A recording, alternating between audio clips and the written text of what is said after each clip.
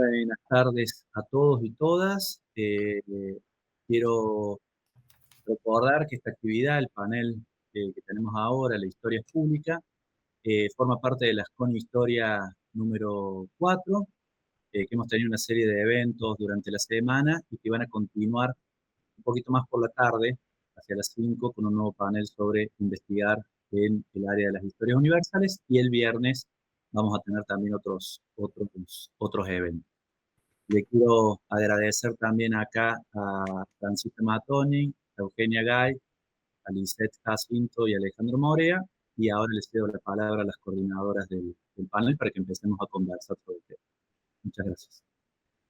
Bueno, hola, buenas tardes. ¿Cómo están desde YouTube viendo la transmisión? Mi nombre es Francisca Matoni, yo soy licenciada en Historia.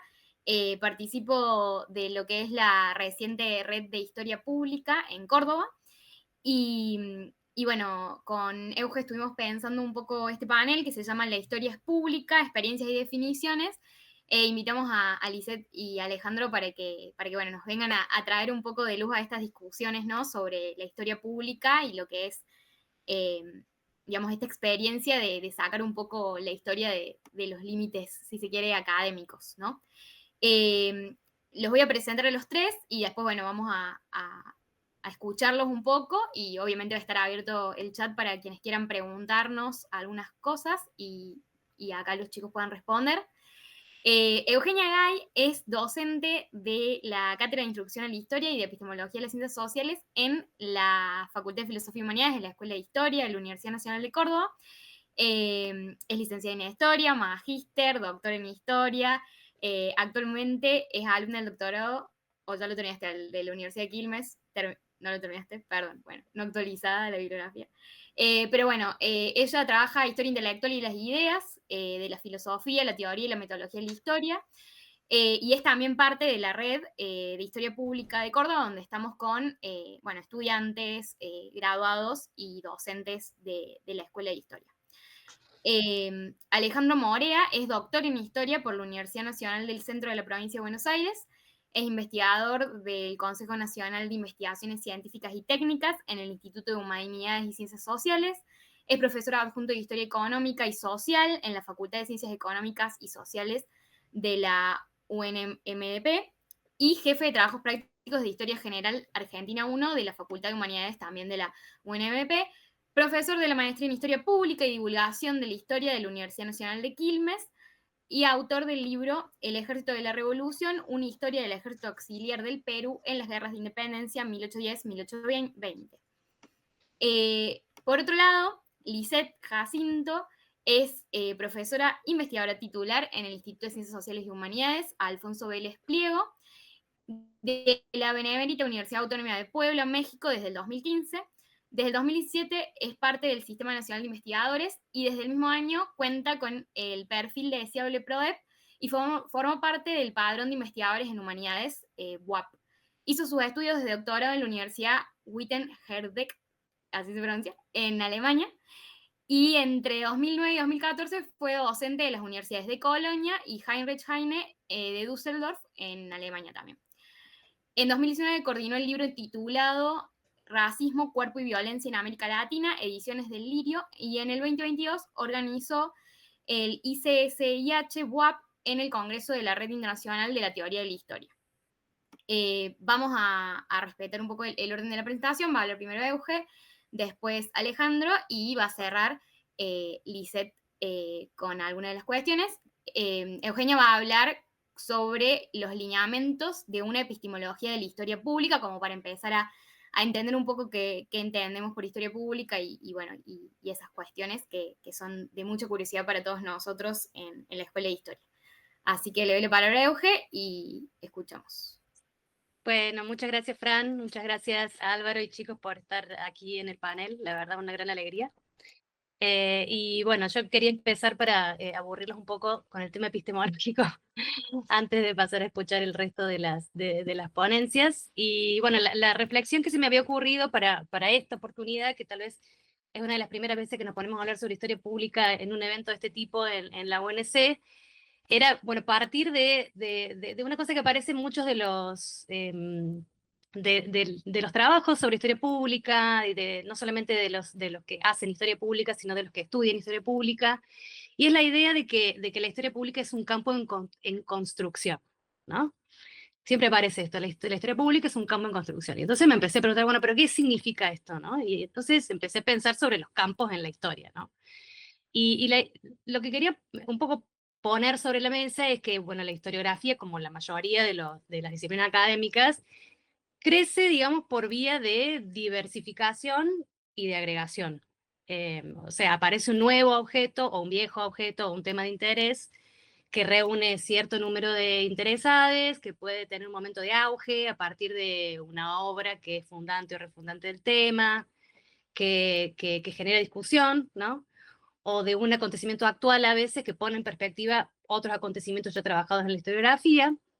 Y cuando ese interés se sostiene sobre este tema, estas discusiones empiezan a extenderse y empiezan a formar dispositivos de institucionalización, ¿no? Esos dispositivos son un congreso, una revista, una cátedra en una universidad, un proyecto de investigación, algún financiamiento, asociaciones profesionales, digamos, distintas formas de institucionalizar eso que se está discutiendo, ¿no? Entonces, estos dispositivos toman una forma particular a través de las diversas discusiones entre los académicos interesados en la temática, ¿no? Por las motivaciones que fuere, que van construyendo un espacio de debate con ciertos límites, con ciertos ejes temáticos y conceptuales más o menos problemáticos, y sobre todo con la construcción, que esto es lo que caracteriza en general a un campo disciplinar, de una memoria disciplinar, ¿no? O sea, una historización de las críticas que se hicieron, por ejemplo, a la historiografía en general, ciertos referentes, ciertas genealogías, ciertos hitos, ciertas bifurcaciones, ¿no? que se van tejiendo. Esa historización se hace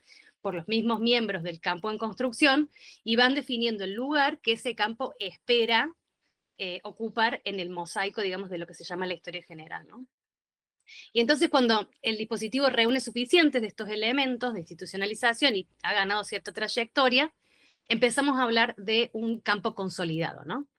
Y ser un campo consolidado tiene sus ventajas, ¿no? Como sobre todo reconocimiento, lugares en la academia y, bueno, principalmente financiamiento, pero también tiene sus desventajas. Yo quiero señalar dos. La primera es el de la fragmentación disciplinar, que significa que las discusiones que surgieron como una crítica a la historia general o a modos particulares de abordar la historia, quedan circunscritas a un grupo particular y pierden contactos con problemáticas de otros campos que en general son bastante similares y podrían dialogar, ¿no? Y muchas veces las discusiones se vuelven incomprensibles inclusive para colegas que vienen de otros campos, ¿no? Y la segunda desventaja, digamos, de transformarse en un campo consolidado es que las restricciones temáticas o discursivas que sirven para mejor delimitar el campo y para mejor posicionarlo en el ámbito académico, muchas veces dependen más de la lógica académica para que eso suceda que de la lógica de la realidad que pretenden abordar, ¿no? Y entonces, en la medida en que el campo se normaliza, ¿no? Entra en la norma, se pierden posibilidades de renovación y sobre todo de pluralización de las perspectivas históricas. Y lo que se hace es reproducir el formato que profundiza ese hiato entre los estudios académicos y el conocimiento que proviene de la comunidad no académica. Y en ese sentido yo lo que quiero proponer es que la historia pública podría ganar mucho de una, digamos, ralentización de ese esfuerzo de consolidación.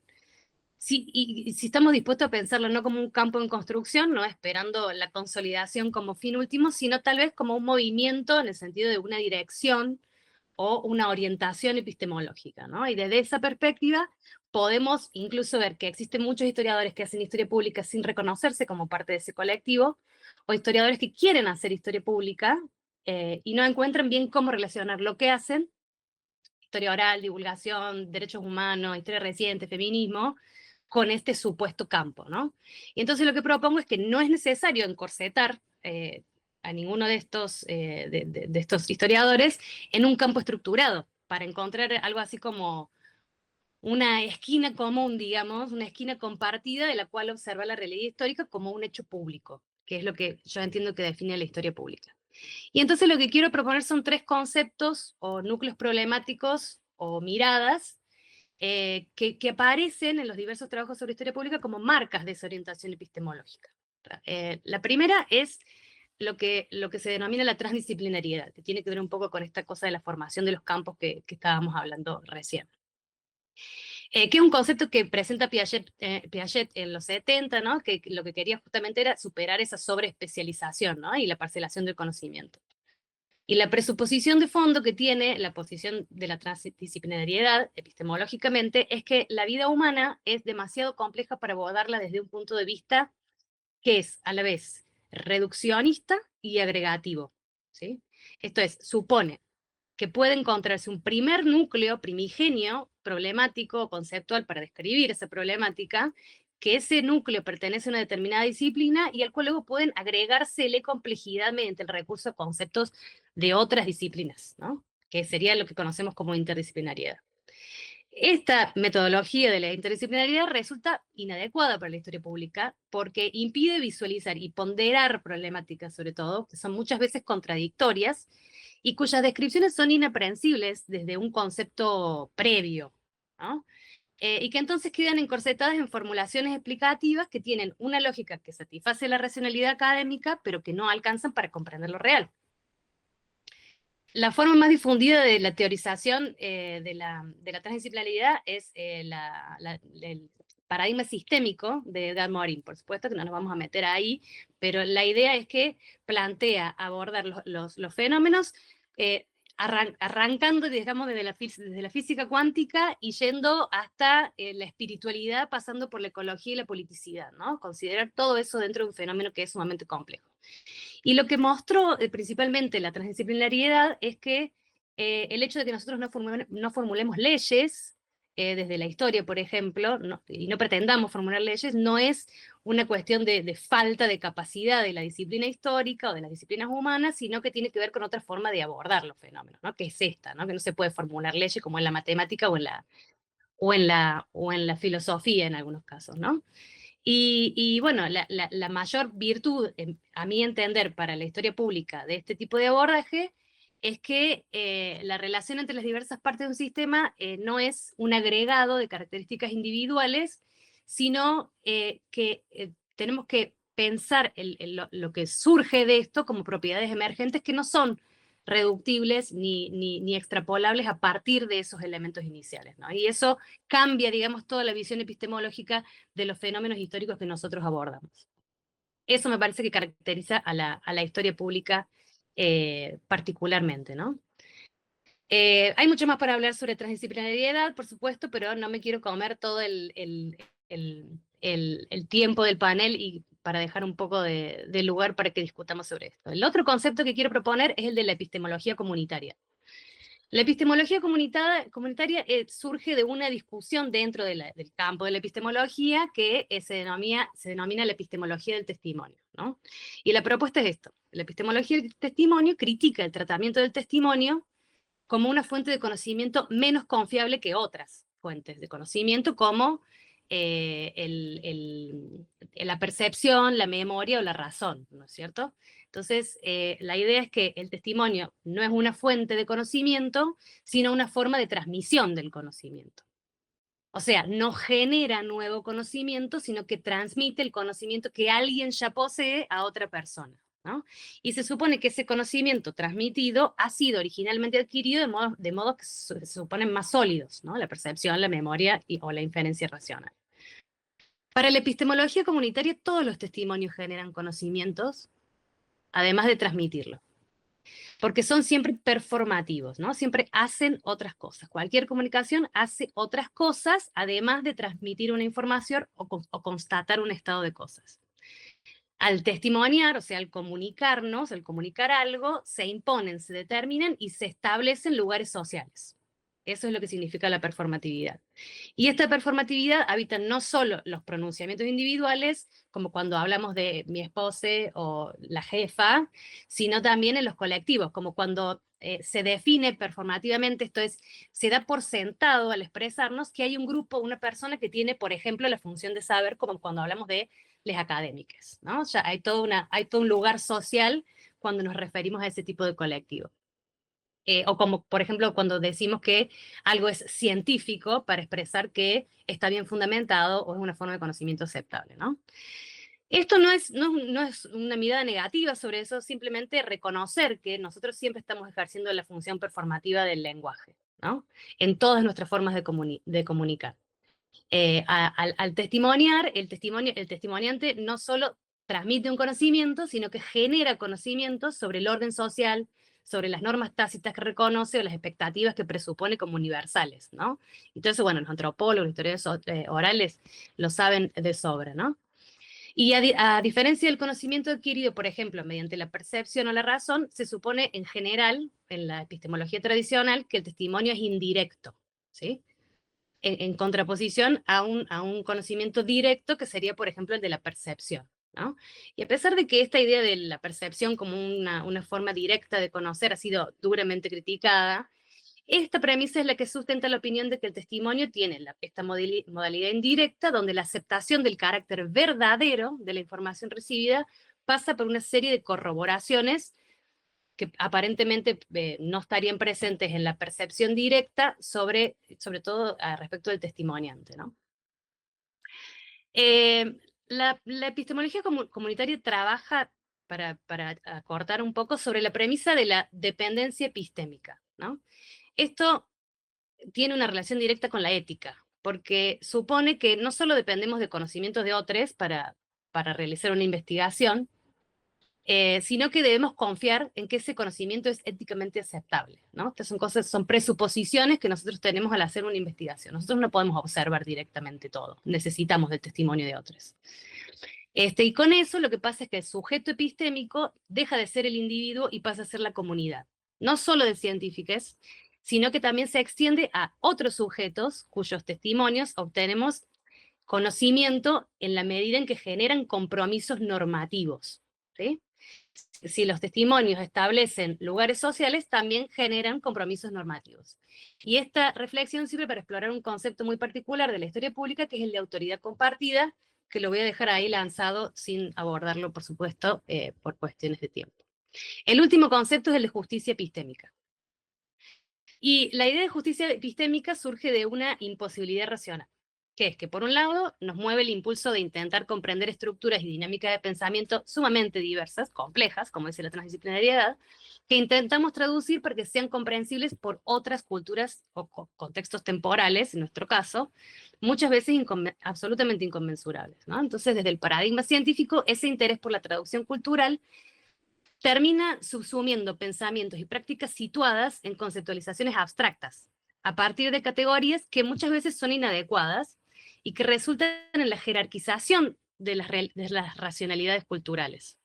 Entonces, la intención de racionalizar una práctica determinada para visibilizarla y legitimarla, más de una vez ha implicado imponerle una racionalidad a la que no se adecua. Y entonces así logra incorporarla al acervo de posibilidades culturales, pero en una situación de subordinación, de racionalidad inferior, menor, local, fallida o directamente superada. Esta situación de inferioridad, una epistemóloga que se llama Miranda Fricker la denomina injusticia epistémica y propone dos tipos de injusticia epistémica. Está, por un lado, ahora cito, la injusticia testimonial ocurre cuando los prejuicios llevan a un oyente a otorgar a las palabras de un hablante credibilidad disminuida. Y la injusticia hermenéutica se produce en una fase anterior, cuando una brecha en los recursos de interpretación colectivos sitúa a alguien en una desventaja injusta a la hora de dar sentido a sus experiencias sociales.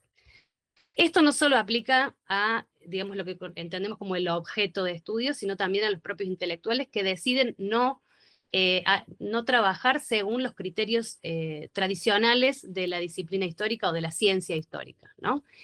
Donde empiezan se producen juicios hermenéuticos sobre la validez de ciertos relatos porque no están de acuerdo con los criterios de racionalidad que se suponen aceptables para un trabajo científico.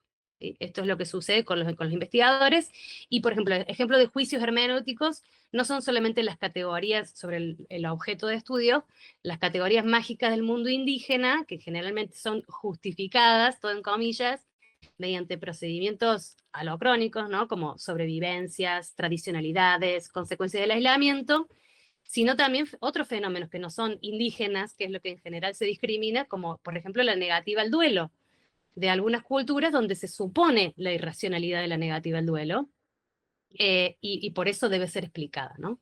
Y esto limita el rango de experiencias sociales, personales, que los investigadores no académicos o no alineados pueden movilizar en sus reflexiones, ¿sí?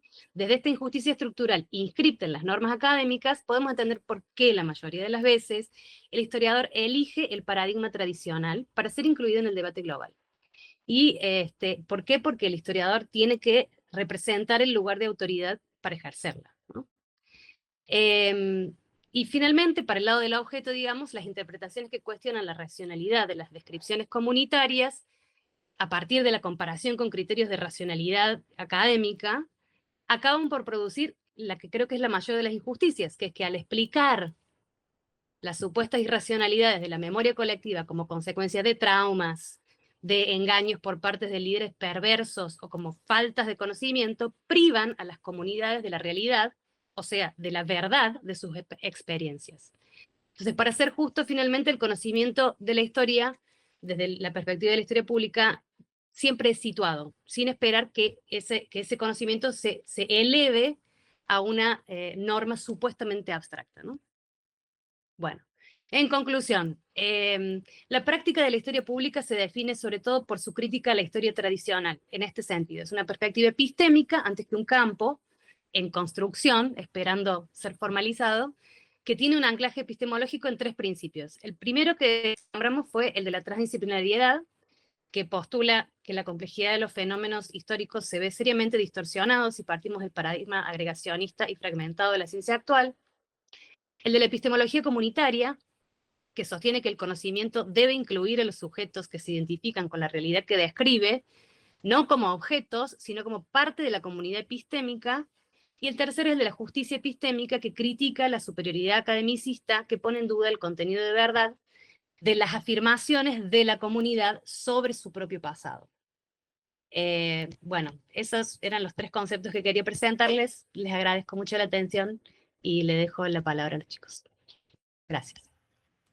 Bueno, muchas gracias, Euge. Ahora va a pasar a presentar Alejandro, que va a hablar sobre los podcasts de contenido histórico.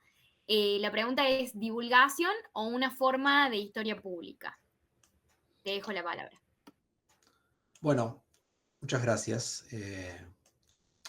Agradezco primero también la invitación a participar del panel. La verdad que me escribió Eugenia hace no tanto tiempo y donde pude acomodar los horarios le dije que sí, porque me parecía que estaba bueno participar de este espacio, sobre todo porque venía acompañado de esta idea de que me hablaba de una red de historia pública en Córdoba, de reciente creación, un poco lo comentabas recién vos también, Francisca, sobre quiénes integran ese colectivo, que hablas de graduados, estudiantes y docentes.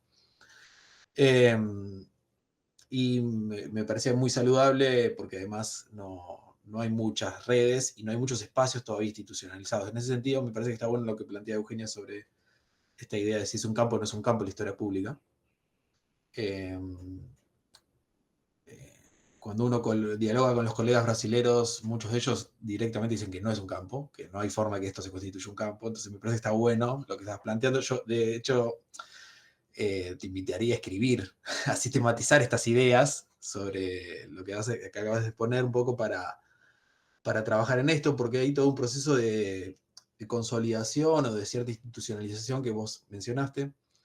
Hubo un congreso en la Universidad Nacional de Quilmes hace relativamente poco, y de ahí surgió una red latinoamericana de historia pública que dialoga con lo que se conoce como la Federación Internacional de Historia Pública. Hay también otras asociaciones, más a escala, si quieren, más local, ¿no? Digo, los italianos tienen una asociación, los norteamericanos tienen la suya. Entonces hay como otras instituciones. Los brasileños tienen su propia red al interior de Brasil, ¿no? Digo que es un campo académico muy grande también, o un espacio académico muy grande. Pero bueno, me estoy yendo del punto y no estoy avanzando en lo que tengo que decir, en lo que tengo que exponer. A ver, yo doy historia pública en Quilmes hace un tiempo, y una de las cosas que fui aprendiendo con el tiempo es que es difícil de hablar de historia pública y que nos pongamos de acuerdo en qué estamos queriendo decir con historia pública. Porque lo primero que me gustaría decir es que en Argentina, en realidad el vocablo, ¿sí? Historia pública, o los dos vocablos, ¿no? Historia y pública juntos, son de reciente circulación. En realidad en nuestro país estamos mucho más acostumbrados a hablar de divulgación histórica más que de historia pública. Y una de las cosas que uno detecta rápidamente es que mucha gente empezó a reemplazar divulgación histórica por historia pública, partiendo de la base que son la misma cuestión. Y cuando uno empieza a ahondar en qué significa o cómo interpreta la historia pública diferentes grupos, colectivos, académicos, historiadores y demás, uno se da cuenta que la historia pública no es necesariamente la divulgación histórica, pero que la historia pública puede contener divulgación histórica. Y de hecho, la idea de divulgación también genera muchas polémicas en general. Nosotros en nuestro país, y sobre todo los que practicamos la historia, como que lo tenemos tan internalizado que a veces no nos ponemos o no nos detenemos a pensar que que esta idea de la divulgación está estableciendo jerarquías, ¿no?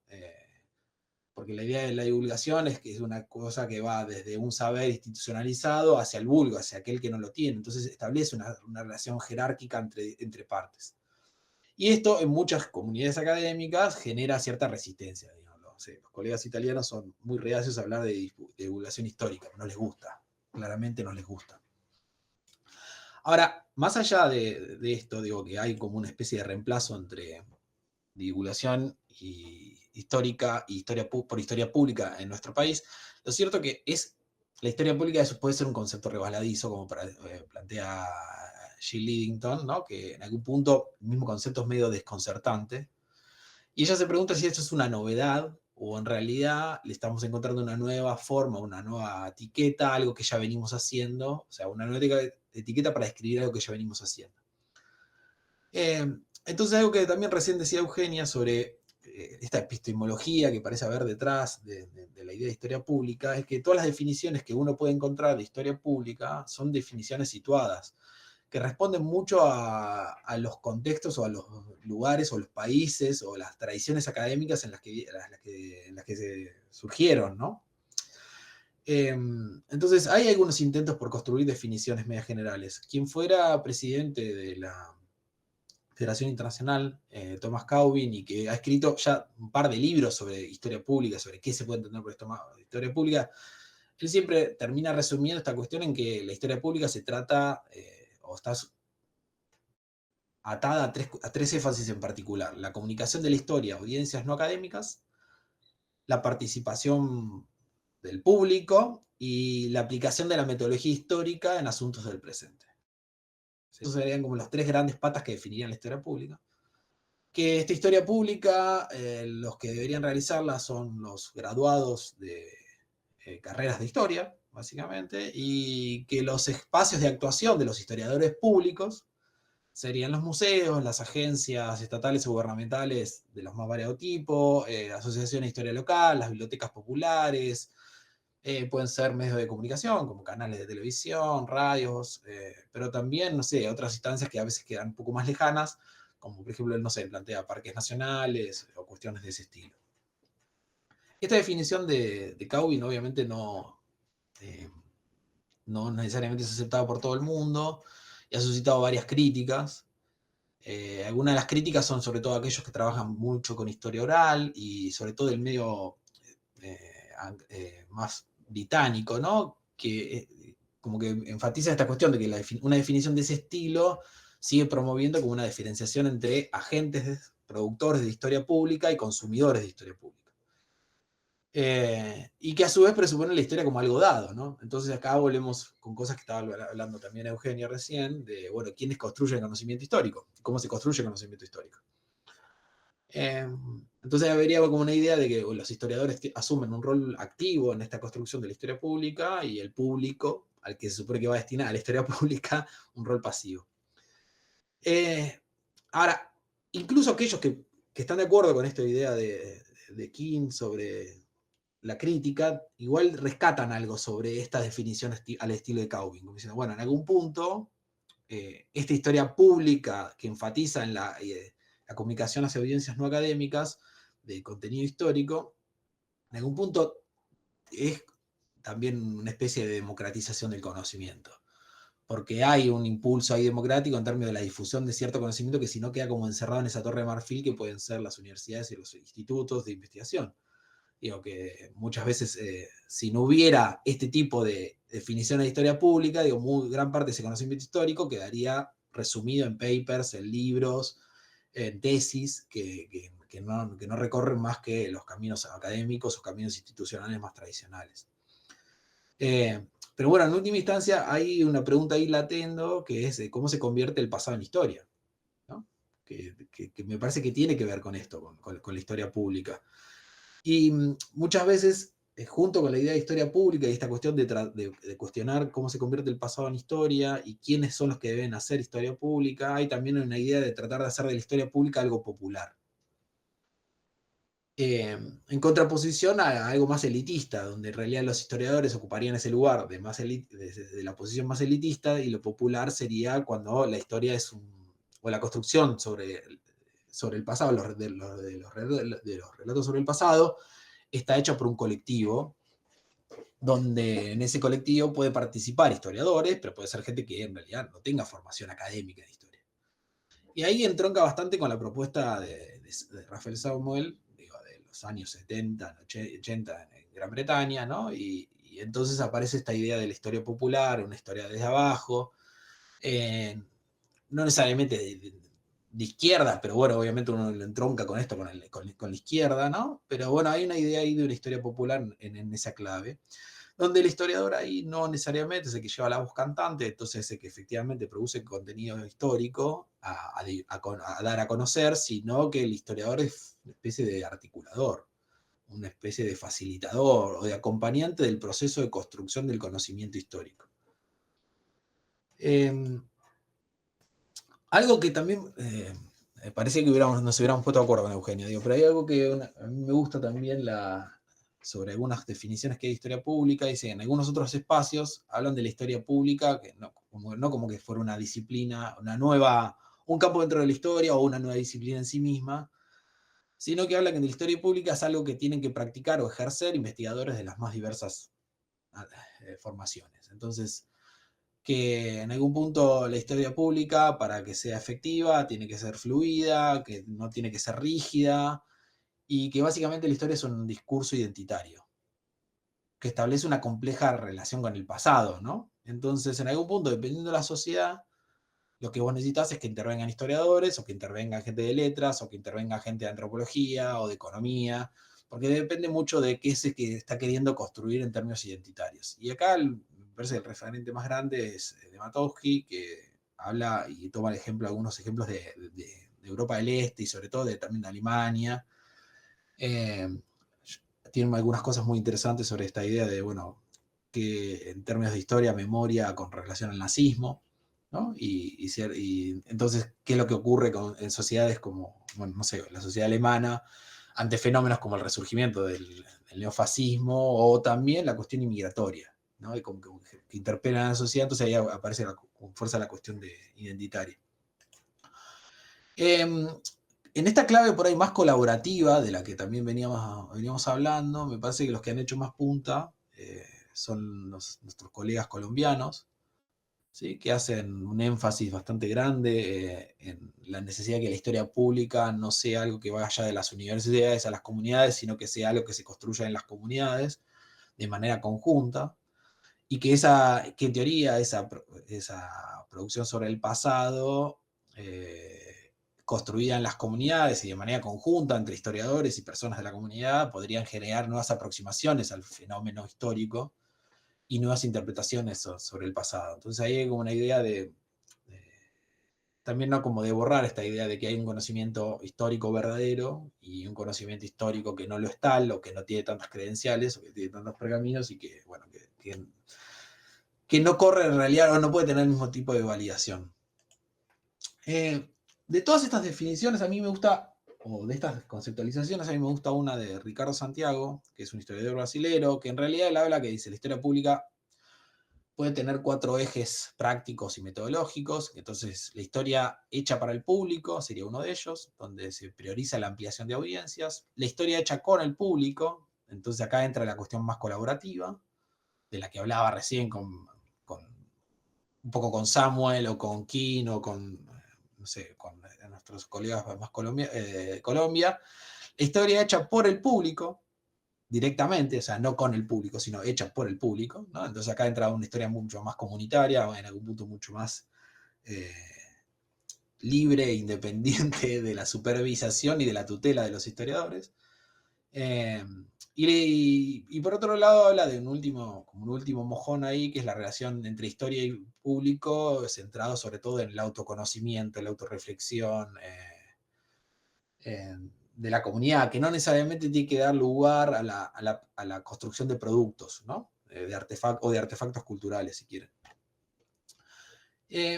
Todo esto que yo estoy contando en realidad viene a cuenta de que, por ejemplo, me parece que explica que en la Argentina lo que básicamente ha habido en los últimos años es divulgación histórica más que historia pública.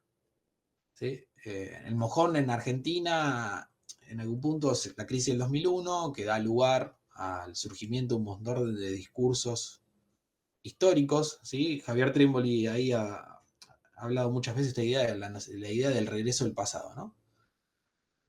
Como que la crisis del 2001, más allá de ser una crisis económica, política y social, sobre todas las cosas es una crisis de identidad. Entonces hay como una gran pregunta de cómo es que llegamos hasta acá. ¿Sí? En ese momento que la sensación era de disolución de la Argentina, bueno, ¿cómo llegamos hasta acá? Entonces hay como una idea de, bueno, empezar a buscar las respuestas a esa pregunta en el pasado. Y el problema fue que los historiadores académicos no dieron respuestas a esas preguntas, sino que los que dieron respuestas a esas preguntas fueron otros historiadores, que circulaban por fuera del discurso de los medios académicos, y quizás la figura más importante ahí ha sido Felipe Piña, con mitos de la historia argentina primero, pero después también con algo habrán hecho por la historia argentina, ese éxito televisivo de principios del siglo XXI, ¿no? Pero eso también dio lugar a una especie de, como de ataque o de contraataque de la historia académica por tratar de ocupar espacios. Y eso se institucionalizó, retomando un poco lo que decía Eugenia, sobre todo en dos canales de televisión, que fueron Canal Encuentro y Paca Paca, que en algún punto dieron lugar a la aparición de discursos sobre el pasado que venían de los ámbitos académicos y que apuntaban a diferentes audiencias, ¿no? Entonces ahí, no sé, estaba Historia de un País, ese documental que tenía la voz de Palomino de fondo, como voz en off, que estaba guionado por Gabriel Di Meglio, Bio.ar, los ciclos de cine e historia, y quizás el producto más exitoso de todos, que es Samba, digo, en esa clave de transmisión. Pero que también, obviamente, no solamente Paca Paca y Encuentro dieron lugar a la historia, sino que dieron lugar también a producciones que tenían que ver con las letras, que tenían que ver con las ciencias experimentales, que tenían que ver con otro tipo de producciones científicas, que también encontraron ahí en esos dos canales de televisión que dependían del Ministerio primero Ministerio de Educación, como espacio, ¿no? Y capaz que en los últimos años sí uno puede ver que hay más iniciativas de historia pública en la clave de la que yo estaba describiendo recién, no sé, en algunas instituciones, por ejemplo, no sé, el Museo Histórico Nacional en el último tiempo sacó una convocatoria, sobre todo que empezó a madurar durante la pandemia y que todavía no vimos los resultados porque fue tanto el material que recibieron que todavía están procesándolo, pero que llamaba Tu historia en el histórico. El Museo Histórico Nacional tiene como un acervo patrimonial muy vinculado al siglo XIX y en las primeras décadas del siglo XX. Y para montar muestras sobre el siglo XX les cuesta un poco porque no tienen patrimonio necesariamente. Entonces, una de las iniciativas del museo fue esto, como tratar de apoyarse en la historia oral y empezar a encontrar registros de personas que hayan vivido el siglo XX y que quisieran contar su historia. Y ese es por ahí sí, un producto más de historia pública en estas claves de donde se ve el diálogo entre historiadores y la comunidad. Que me parece que está bueno. Por ahí en clave de historia pública yo siempre digo que CONICET tiene un espacio que para mí es súper interesante, que es este espacio que tiene que ver con ciencia y justicia, donde es un espacio transdisciplinar o interdisciplinario, ¿no? Donde participan abogados, biólogos, historiadores, economistas, psicólogos, pero que una referente, por ejemplo, del campo de la historia muy importante es Victoria Basualdo, digo, que ella es historiadora, digo, y trabaja sobre represión, sobre historia reciente, sobre derechos humanos y demás, y entonces hay mucho en ese programa, Historia y Justicia, que todavía existe en CONICET, no sé cuánto tiempo va a sostenerse, pero digo que trabaja en esa clave y donde uno puede ver que hay una articulación entre, no sé, las distintas fiscalías, tanto a nivel provincial, de las justicias provinciales como la justicia nacional, o de organismos que necesitan asesoramiento, y no solamente el historiador en carácter de perito experto o perito de contexto, sino que también hay un trabajo ahí de asesoramiento o de trabajo medio en conjunto. Y por ahí en clave esto de historia pública, de divulgación y qué es lo que está pasando en la Argentina, yo creo que lo que sigue habiendo es más divulgación que historia pública, sobre todo lo que sería en nuestra sociedad,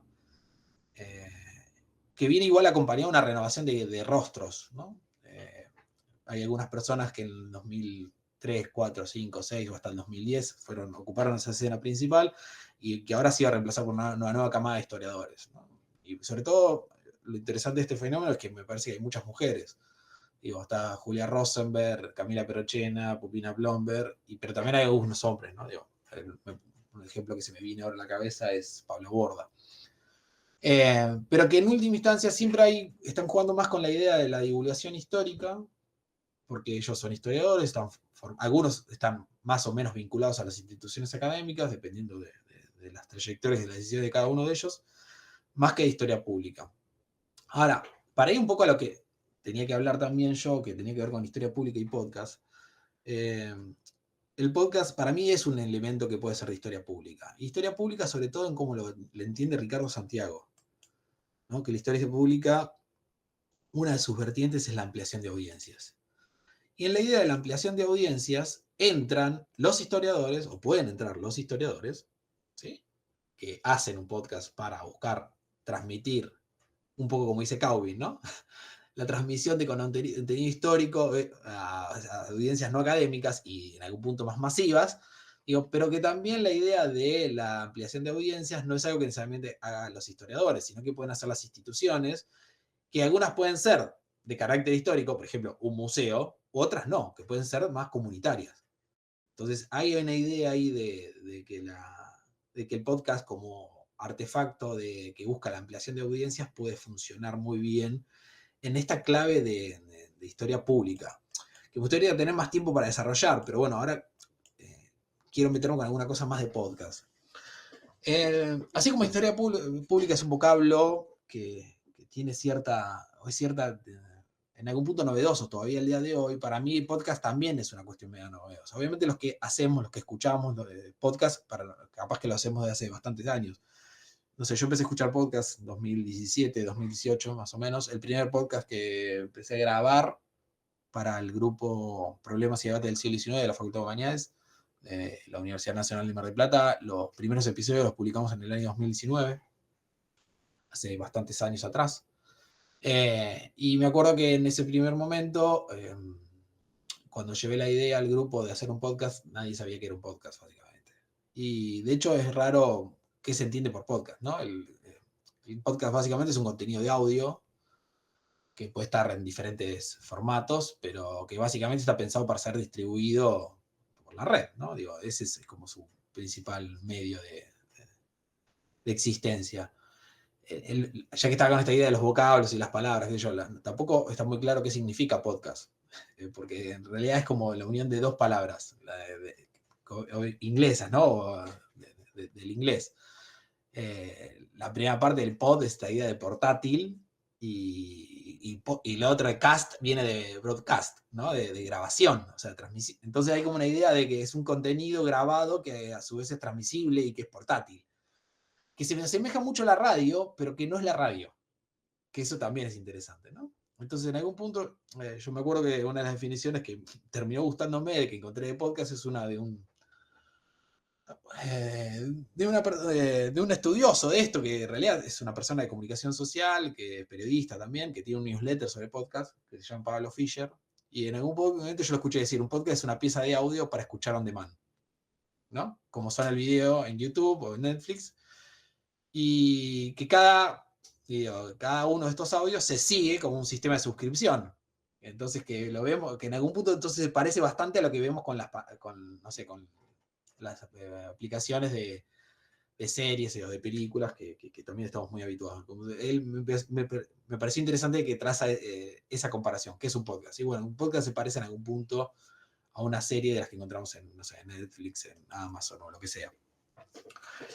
Y para mí podcast es una buena forma de dar a lugar o dar a conocer cierta producción sobre el pasado, ya sea producida por los historiadores como por otros colectivos, porque esta idea de Trímboli, de la vuelta al pasado, uno la puede rastrear en números, ¿sí? En el año 2020 salió una primera encuesta, o salieron los primeros resultados de una encuesta que se hizo sobre consumo de podcasts en la Argentina, que hizo un colectivo que se llama Drop the Mic, y ahí se veía que en el año 2020 decían el 22% de las personas que respondió, ¿no? Esa encuesta, porque es una encuesta voluntaria, ¿no? Después podemos discutir la metodología de la misma, pero dice, bueno, el 22% de las personas eligen escuchar podcast de temática histórica.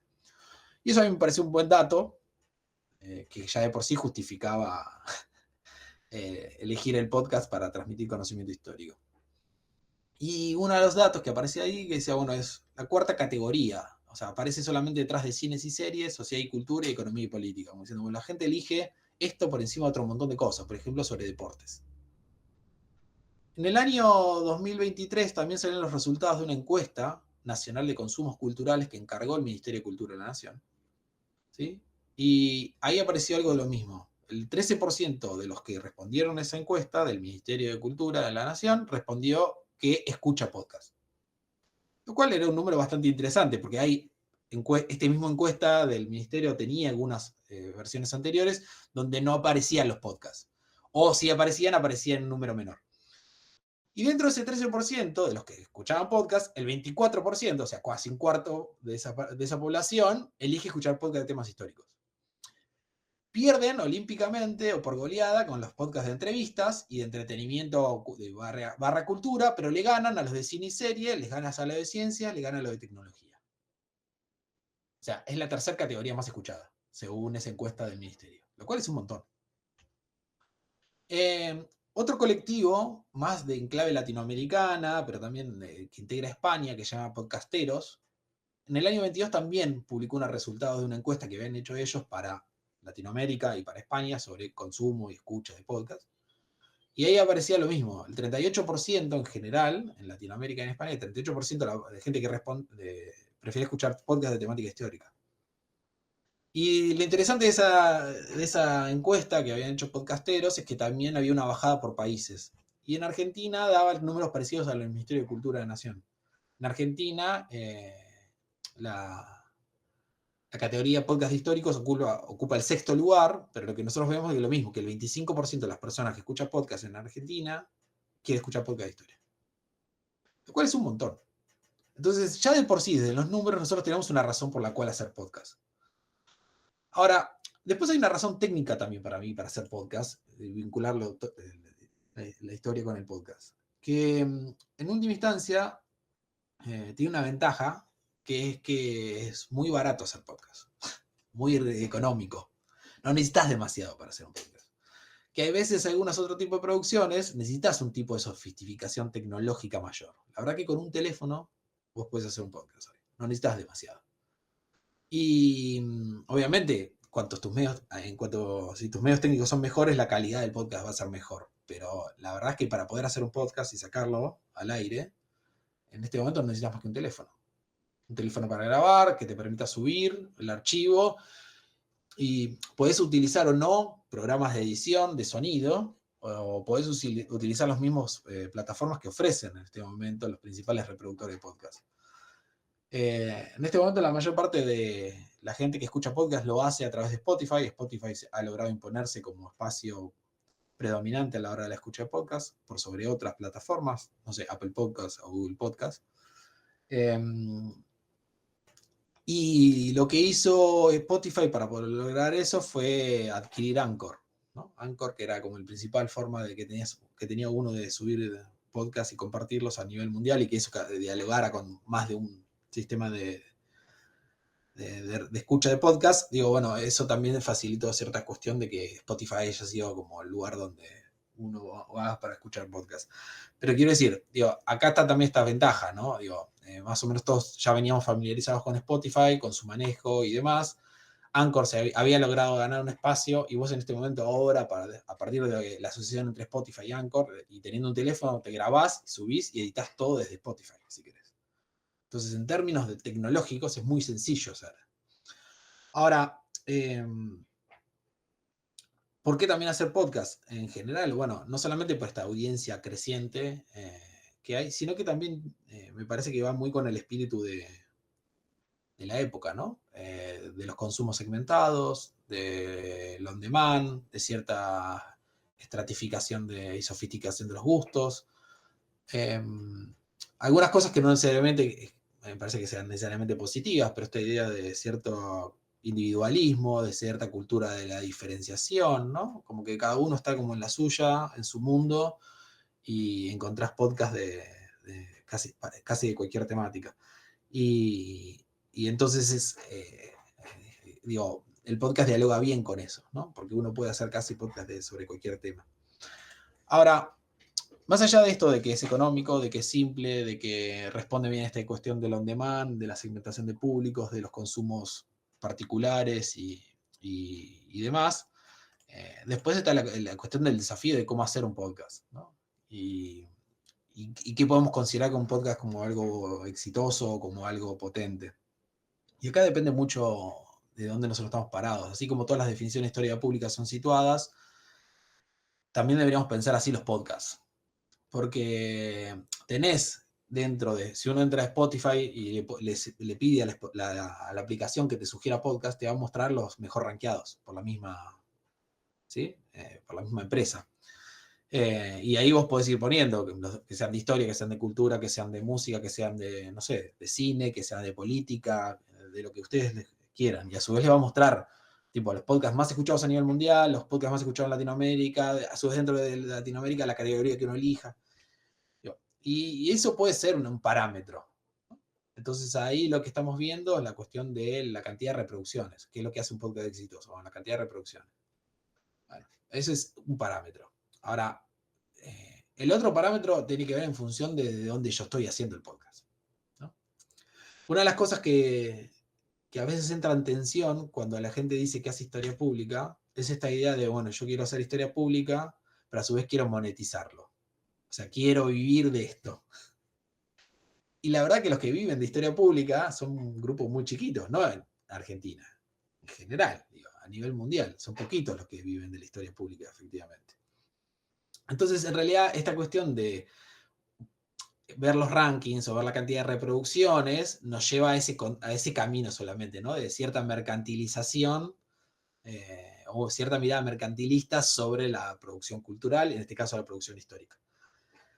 Entonces ahí yo insisto que tiene que ver mucho con desde dónde estamos haciendo podcast y para qué estamos queriendo hacer podcast. Uno puede hacer podcast de contenido histórico, como yo les decía, como historiador, desde las instituciones académicas, pero también de las instituciones comunitarias, ¿sí? Entonces el podcast va a tener sentidos distintos, objetivos distintos, y qué es lo que hace que un podcast sea exitoso o se deje de serlo, bueno, va a variar en función de los objetivos que uno se trace.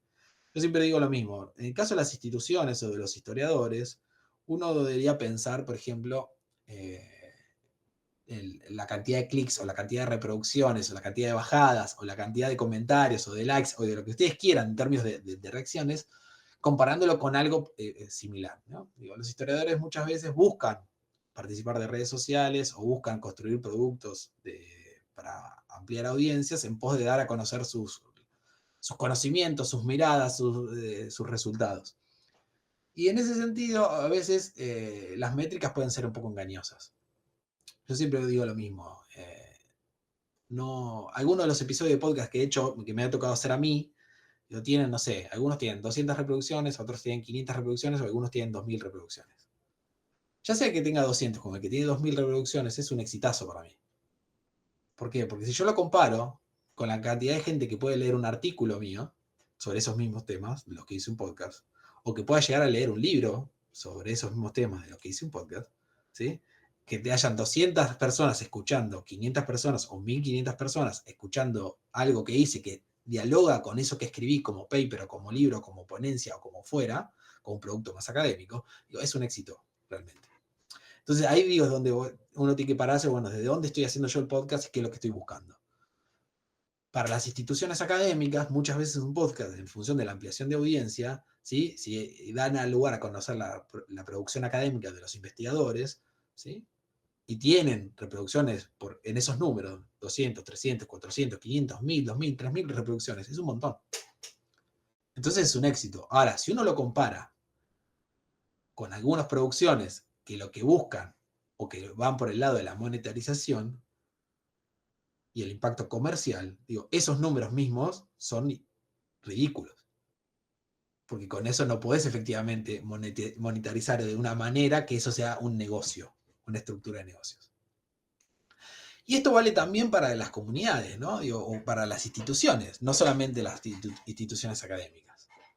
Digo, hay un montón de instituciones que en este momento están haciendo podcasts. Archivos, asociaciones vecinales, sociedades de fomento, clubes, donde puede ser que haya historiadores, pero puede ser que no haya historiadores. Pero sin embargo, hay podcasts de contenido histórico. Porque, qué sé yo, no sé, estoy pensando en San Martín de Tucumán, el club, tiene en su estructura, tiene una parte como de historia del club.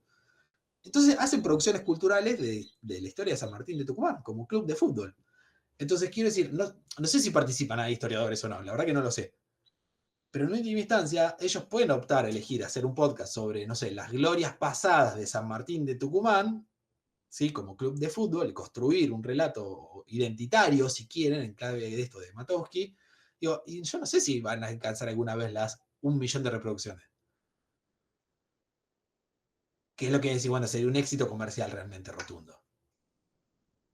Pero que aunque tengan, no sé, 500 reproducciones, 600 reproducciones. Entonces, mucho tiene que ver ahí desde el punto de vista de uno se pare. Por supuesto que algunas cosas hacen que los podcasts sean más o menos escuchables. Y uno debería también no perder de vista estas cuestiones, ¿no? Si uno quiere hacer un podcast de contenido histórico, pero de carácter educativo, bueno, debería de prestar atención a la duración de los podcasts, a las tasas de retención de la atención del público al que vos estás apuntando. No es lo mismo hacer un podcast para gente que tiene entre 30 y 50 años que para gente que tiene entre 15 y 20 años. Cuanto más breve, más corto, mejor para el público más joven. Para el público más grande, cuanto más largo, mejor. ¿Sí? El humor puede ser una clave central para si estoy apuntando a un público joven. Quizás el exceso de humor para un público más grande termina siendo un contrasentido. Me puede jugar en contra. Entonces, cuando uno hace un podcast de contenido histórico y quiere que el podcast funcione y que sea exitoso, tiene que pensar todas estas cuestiones. ¿De dónde estoy haciéndolo yo? Ese podcast, de dónde está haciendo ese podcast, para qué se está haciendo ese podcast, cuál es el público al que yo estoy apuntando al podcast. Y después los recursos que voy a utilizar.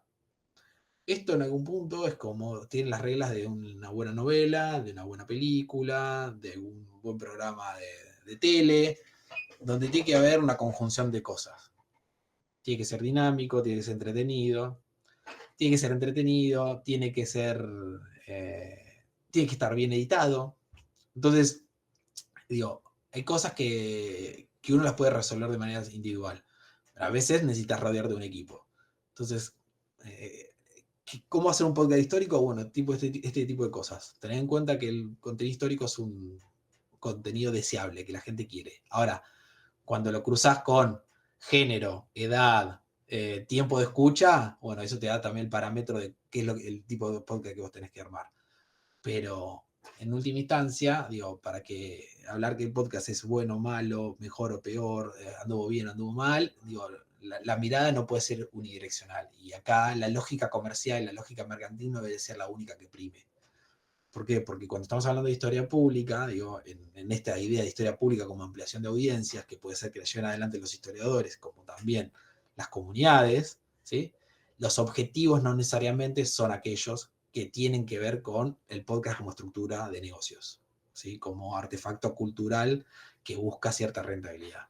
Ahora, el podcast es una herramienta muy potente, que bien pensada, bien construida, bien instalada, a mí me va a permitir cumplir este objetivo de ampliación de audiencias. Ya sea que yo quiero dar a conocer el último paper que escribí, como si quiero empezar a construir, no sé, nuevas formas de pensar el pasado en clave, no sé, identitaria. Bueno, dejo acá que si no me voy a seguir hablando el resto de la tarde.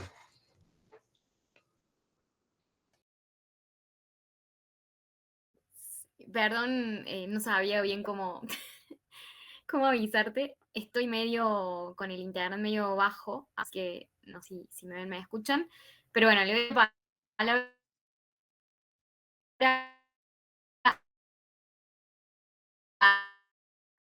a Libre Pública. Sí, se oyó un Se poco cortó cortado. todo, sí, pero Sí. creo que Fran dijo que le dábamos la palabra a Lisette, que gracias a Alejandro, y que perdón porque se le estaba cortando un poco la transmisión. A mí se me apagó la computadora en un momento, así que también pido disculpas. Ya volví. Adelante, Lisette, gracias. Muchas gracias. Bueno, son las pequeñas contingencias que uno tiene también en vivo. Y yo, más que traer una ponencia muy, ¿no?, construida, cuadrada y demás, también como que atendí a la convocatoria, que es un panel, que lo entiendo como una discusión bastante abierta. Para mí también un campo en el que en México, evidentemente, vamos incursionando, pero, y creo que también, como ya lo decían, tiene que ver mucho con el lugar, con esta historia situada, ¿no? Con cada experiencia, y creo que también ese va a ser de mi lugar de enunciación, ¿no? El lugar de donde voy a tratar de hablar y también hacer referencia a otros autores, ¿no? Evidentemente, pero finalmente también el pensar esta historia pública que ahorita que hablaba Alejandro, pensaba, ¿no? Qué interesante cómo suenan las características de esta historia pública en comparación de lo que podríamos denominar, por ejemplo, una historia cultural, ¿no? Me suena muchísimo, es como muy, ¿no? Es muy parecida cuando un diálogo también con la antropología, un diálogo con los espacios, un diálogo, ¿no? ¿Cómo podemos ir también mencionando o situando qué es la historia pública, qué no es la historia pública? Y queda bastante, evidentemente, todavía bastante abierto, que es como también lo mencionaba en estos conceptos que desarrolló Eugenia, sobre transdisciplinariedad o sobre esta epistemología comunitaria o esta justicia epistémica. Y yo también tengo, ¿no?, una cuestión ¿no?, que debatir ahí con esta justicia epistémica, pero bueno, voy a tratar también de entrarle más puntualmente adelante. Entonces, situando un poco desde México, un poco desde lo que yo hago, y además también un poco siguiendo lo que me decía Eugenia, hablar sobre un tema que he estado tratando de analizar últimamente, que tiene que ver con matriorganizaciones, también como un concepto nuevo, que además también esta historia pública tendría mucho que ver con pensarlo desde conceptos. A mí también me gusta mucho pensar la historia desde los conceptos, que es como un poco, voy construyendo mi narrativa, y en ese sentido, la historia pública, como la he visto desde el punto de vista de estas macroorganizaciones y sobre todo desde un punto mucho más contemporáneo, esta historia pública también en diálogo con historia presente, que tendría que ver con las madres buscadoras, ¿no? Digamos, un colectivo o un macro colectivo, ¿no? Lleno de colectividades, porque desgraciadamente en un país como México, en donde la violencia extrema se ha suscitado desde hace varias décadas, tenemos a miles, ¿no?, de desaparecidos en México, y que las madres buscadoras han estado haciendo desgraciadamente el papel que le corresponde al Estado. Yo empecé a estudiar justamente este tema a propósito de un comunicado que sacaron un grupo de madres buscadoras, no hacia el Estado, sino hacia los capos, ¿no? Hacia los jefes de los cárteles, donde les dijeron, queremos que nos den una tregua.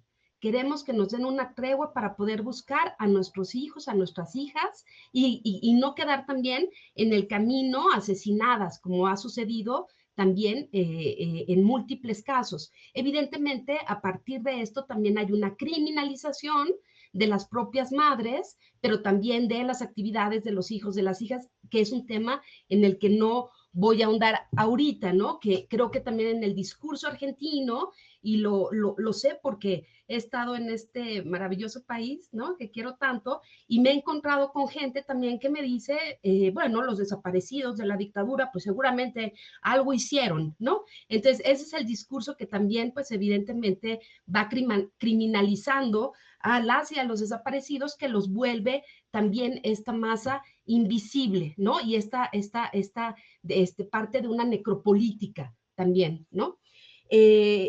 Bueno, pero también, y como decía Lynn Hunt, cuando nosotros tratamos de evidenciar los derechos de unos, también significa que evidenciamos los derechos que otros no tienen, ¿no? Entonces también es tener en cuenta eso, cómo darle la voz a estas madres buscadoras, pero también sin llegar, y ese punto me parece muy importante, por lo menos en el debate público, en el debate común en México, que podemos caer en una cierta,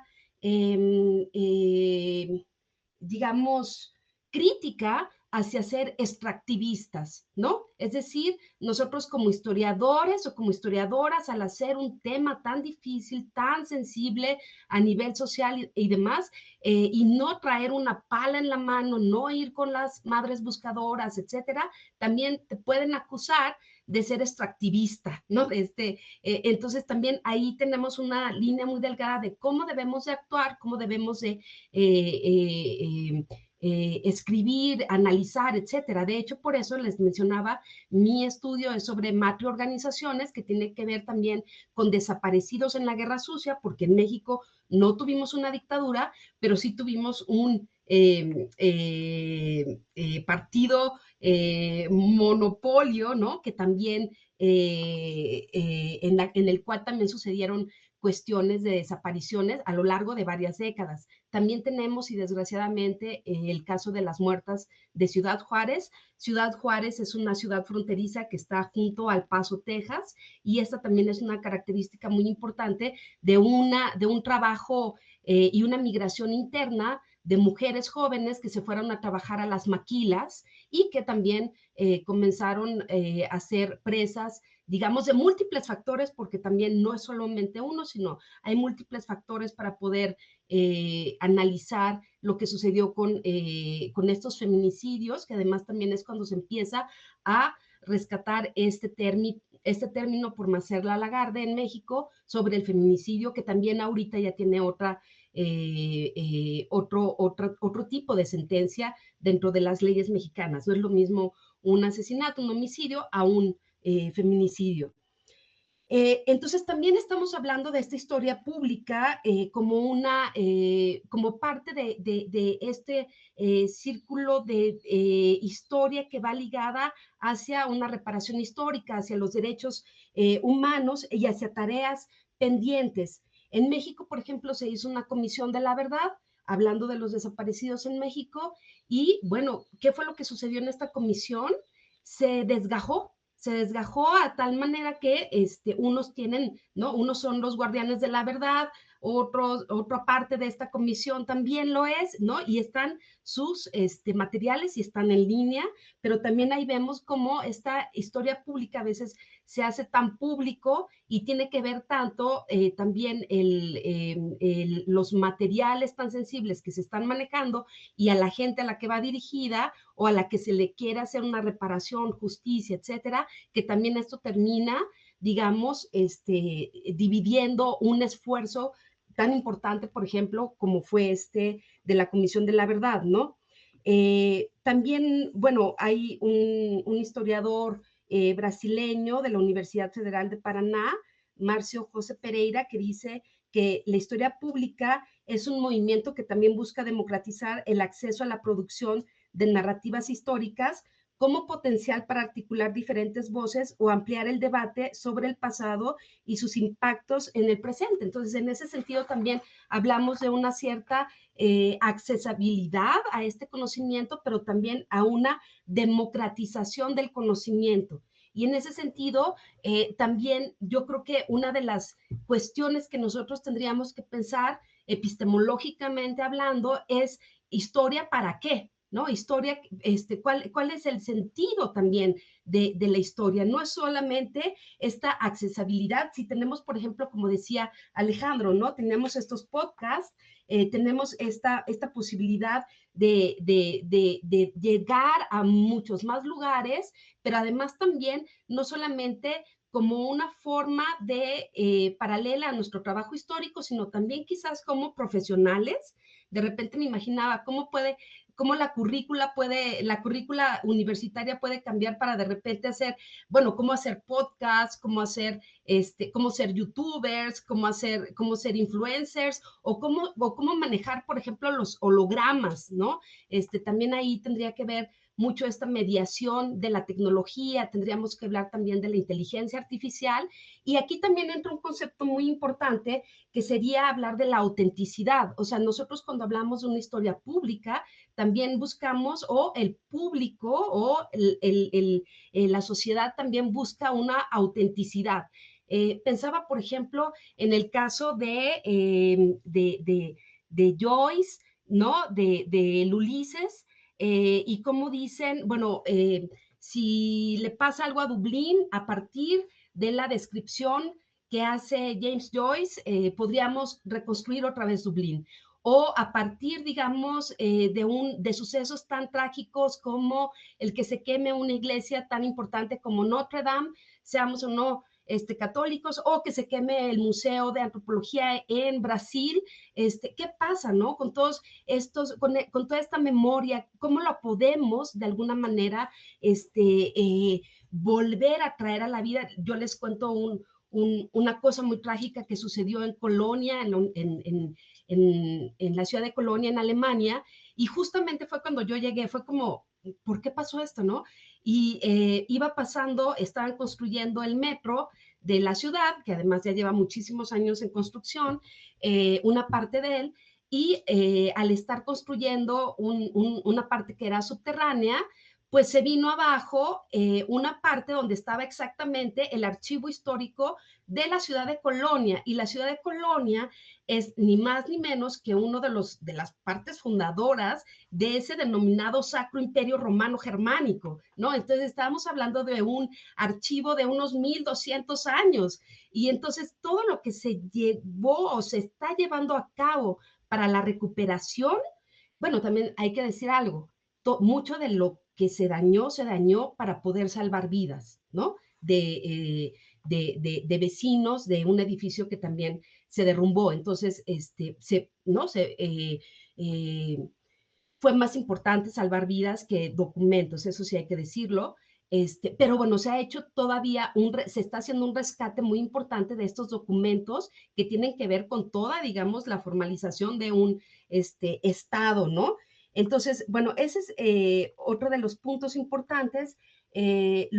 También la historia pública tendría que ver justamente con este tipo de emociones, que tiene que ver la reconstrucción y el pensar también democráticamente la historia. Y entonces habría dos conceptos muy importantes que entrarían también en juego, que tiene que ver la vivencia y la experiencia, ¿no? Una cuestión que, digamos, en el alemán es como no muy interesantes estas palabras, ¿no? Erlebnis, como esta vivencia que tiene que ver desde dentro, que es algo muy interno, y una experiencia, ¿no? Pero esta experiencia también evidentemente va muy ligada a la cuestión de pensar la construcción y la configuración también del sentido histórico, ¿no? Y este sentido histórico, pues a final de cuentas, también nos lleva hacia una orientación, nos orienta hacia un futuro de hacia dónde, digamos, nos permite también pensar como sociedad, no solamente esta historia pública acerca de nuestro pasado, sino también orientarnos hacia un futuro, ¿no? A tener como otras potencialidades que nos permite también pensarnos y representarnos a partir de esas experiencias. Y además también, evidentemente, pensando históricamente. Y cuando pensamos históricamente, esto también tendría que ver con el rescate de la herencia cultural. Y esta herencia cultural también pensando, por ejemplo, los monumentos, pensando también todo.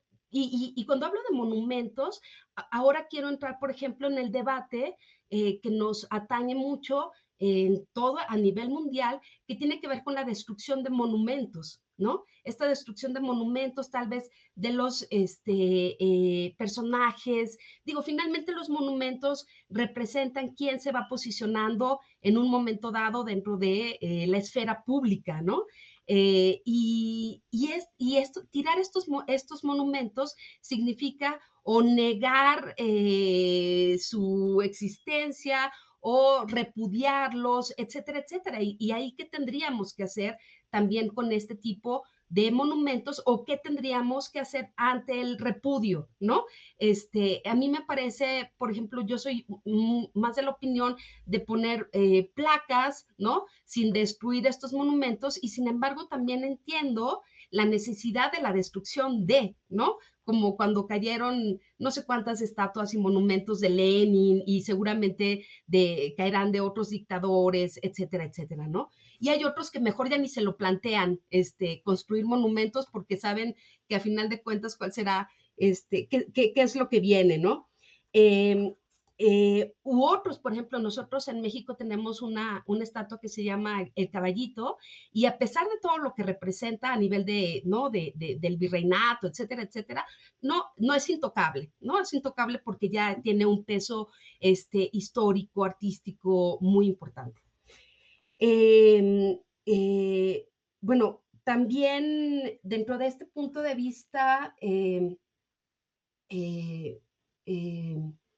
bueno, sería también dentro de estos conceptos importantes para pensar la historia pública, estaríamos hablando también de la memoria, pero también de la performatividad, ¿no? Esta cuestión también de cómo acercarnos a esa, hacia los aspectos históricos y esta performatividad que también, ¿no? Como ya lo decía Alejandro, retomaba el podcast, pero nosotros que hace poco hicimos el Congreso Internacional de Teoría de la Historia y justamente hablábamos sobre mediaciones de la historia, en donde vemos que esta performatividad también tiene que ver, o sea, está atravesado por una multiplicidad ¿no? Como lo llama Alejandro, de artefactos, pero que también son tan ricos, y yo creo que no hay, evidentemente no hay época que tenga esta riqueza con la que contamos nosotros ahora, ¿no? De materiales, que tiene que ver desde la caricatura hasta el cómic, hasta los hologramas, los museos, bueno, no, los podcasts, etcétera, etcétera. Es una que creo que también aquí tendríamos que hablar de esta historia pública en un sentido también de aceleración histórica, ¿no? Y esta aceleración histórica que tiene que ver también con las miles de posibilidades que tenemos al echar mano de los artefactos producidos. Y aquí también tendríamos que pensar en algo, ¿no? Que hay también, hay un historiador francés muy interesante, Bouton, que está pensando en esto y que dice, bueno, ¿qué vamos a hacer con resguardar esta memoria? ¿Qué vamos a hacer cómo vamos a resguardar tantas miles y miles de fotografías, tantos miles y miles? Pensemos en las fotografías que tenemos en los teléfonos, ¿no? Estamos llegando a un absurdo, bueno, por lo menos yo, ¿no? no sé cómo parar, no sé dónde parar, ¿no? Pero son miles de fotografías que a veces uno no tiene el chance, los archivos, por ejemplo, PDFs, los archivos que uno va guardando de las investigaciones, etcétera, etcétera. ¿Cómo resguardamos ahora esto? ¿Podemos tener fe en nuestros discos duros, no? Podemos tener fe en que no podemos, Eugenia, no podemos. Tenemos que hacer algo, ¿no? Y ahorita están pensando, por ejemplo, se está uniendo esta idea de el resguardo también de la memoria histórica en el ADN, ¿no? Lo cual parece como algo mágico, pero parece ser que eso es algo que ya está, ¿no? En camino, ya están dando, porque evidentemente tener tantos servidores para que guarden esta memoria del mundo, pues imagínense todo, o sea, creo que también es urgente platicar y discutir cuando hablamos de historia pública sobre esto, ¿no? Me parecería como importante. También quiero regresar a algo que decía Eugenia, digamos, como parte del debate histórico, que es esta parte de la fragmentación, digamos, disciplinar. Y yo creo que tenemos que vivir con esa fragmentación, ¿no? Como dice François Dos, ¿no? La historia en migajas, ¿no? La historia en cómo se va haciendo, digamos, más fragmentada. Y yo pensaría que esta historia pública, lejos de etiquetarla, porque, por ejemplo, podríamos decir historia de la esfera pública, como se dice en México, historia aplicada. También hay un proyecto enorme, ¿no? Que además es directora Gaby Pulido, una amiga muy querida de Memórica, en donde también se está llevando a cabo una preservación de los archivos muy intensa y muy importante, donde la experiencia de otros países, por ejemplo, en Europa, pues ya nos llevarían un recorrido inmenso, ¿no? En esta tarea, pero ya se está haciendo y eso es muy importante. Y entonces también aquí, como en la historia pública, otra vez entra la tecnología al quite, digamos, y cómo, por ejemplo, podríamos hablar de la historia digital y cómo dentro de esta historia digital o de las digital humanities, cómo están haciendo, por ejemplo, escáneres que son muy fáciles de llevar a las pequeñas bibliotecas, a los pequeños archivos, sin dañar, por ejemplo, los materiales, y que eso de alguna manera también te democratiza el conocimiento, ¿no?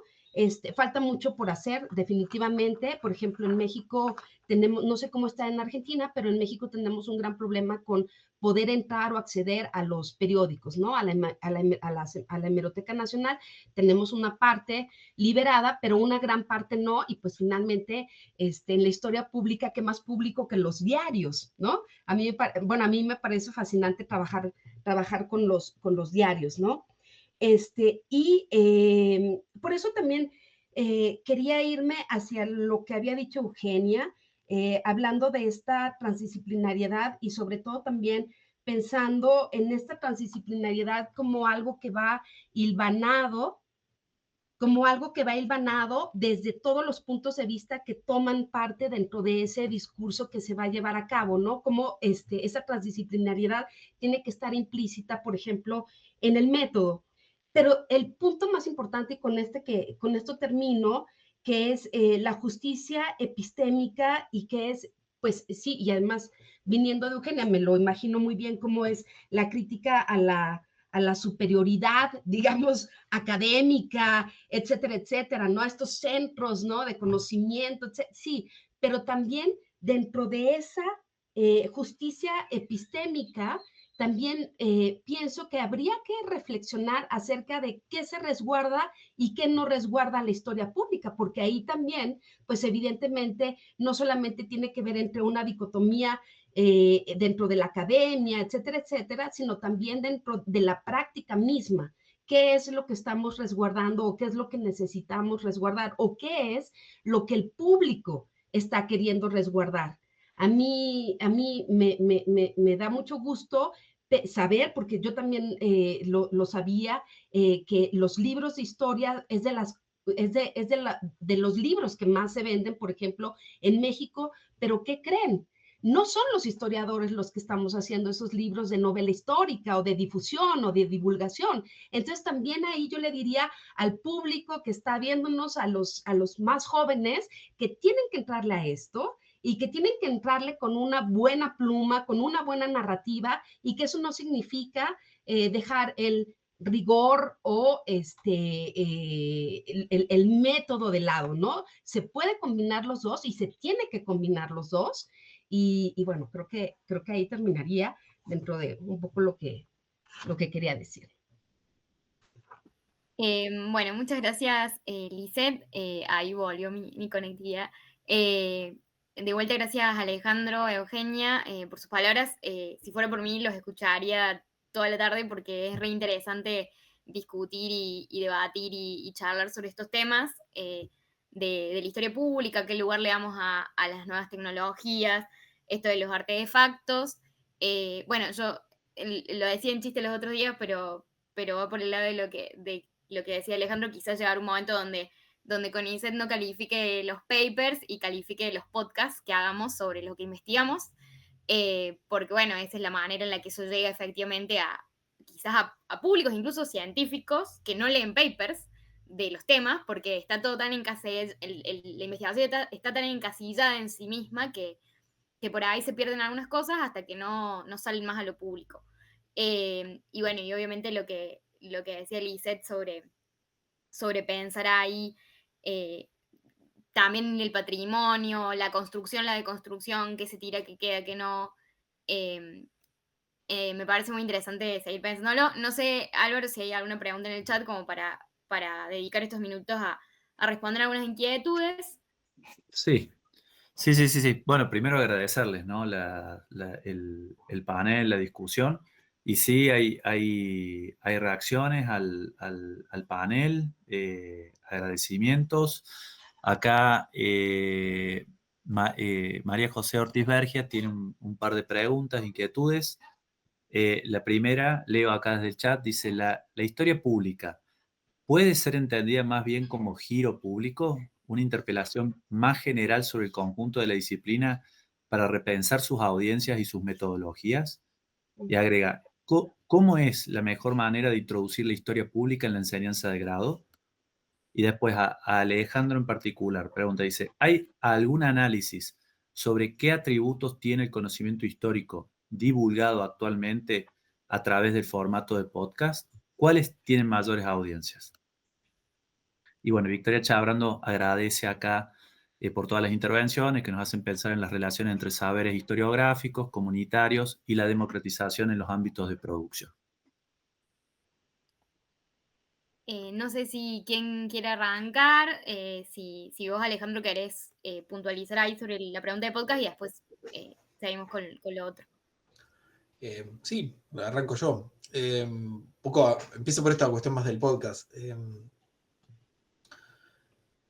En general, hay ciertos contenidos que funcionan muy bien en los podcasts, pero que en realidad no es que funcionan muy bien porque están en el formato podcast, sino porque son contenidos que generalmente funcionan bien cuando se hace comunicación pública de la historia. Entonces, hablando también un poco con colegas, y ahí uno llega a la conclusión que, por ejemplo, las efemérides siguen siendo una cosa que rankea muy alto en términos de lo que funciona bien como podcast. Hay otra cuestión que, en general, digo, no solamente argentinas, digo, pero es como las fechas así como muy significativas terminan siendo como buenos disparadores y la gente va a buscar esas cosas. Un poco también porque no solamente la sociedad latinoamericana, sino que en general, digo,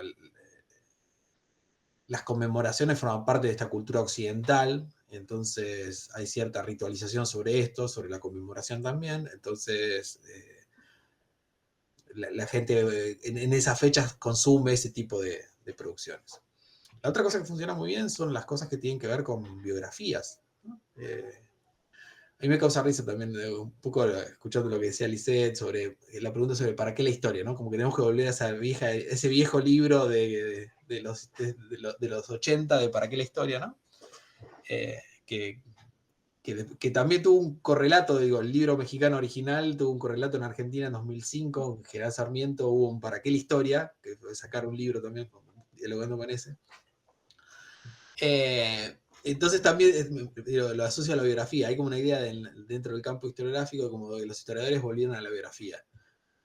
Yo podría decir que los historiadores académicos volvieron a la biografía, y algo que también decía recién Lisette, ¿no? Digo, hay un montón de producción que se consume habitualmente, que es sobre el pasado, que no está producida por historiadores. Y pasa lo mismo con la biografía, que ahora los historiadores académicos están de vuelta escribiendo biografías, no quiere decir que en algún momento la gente haya dejado de leer biografías. Entonces siempre hubo producción de biografía. Cuando vos vas a cualquier librería o cualquier, no sé, a un supermercado, encontrás un montón de biografías. El tema es que no necesariamente las encontrás escritas por historiadores. Entonces después el contenido es como muy dispar, pero bueno, digo, un poco para responder la pregunta original, digo, las biografías sigue siendo una forma. Entonces los podcasts que son sobre personajes, ¿sí? Más o menos conocidos, no solamente los que forman parte de los panteones, digo, de héroes nacionales, suelen ser como bastante atractivos. Y después me parece que hay como cosas como muy de nicho, ¿no? Hay algo que siempre funciona, para mí en general, los contenidos históricos, que ahí se alejan más de la historia académica, si quieren, esta idea de que hay una historia falsificada y una historia verdadera, ¿no? Entonces todos aquellos podcasts que trabajan con la idea de la historia falsificada, les va bien.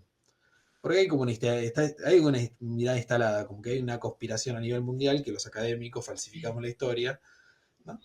Y yo tengo una respuesta para eso, porque en realidad lo que digo es, durante muchos años la historia se enseñó de una manera, ¿no? Pero porque la producción académica también era de una manera. Entonces, después la producción historiográfica empezó a ir por otro lado, porque las preguntas de los historiadores fueron por otro lado. Entonces empezamos a aprender cosas, y ahora podemos decir cosas que antes no podíamos decir, porque efectivamente no sabíamos nada sobre eso.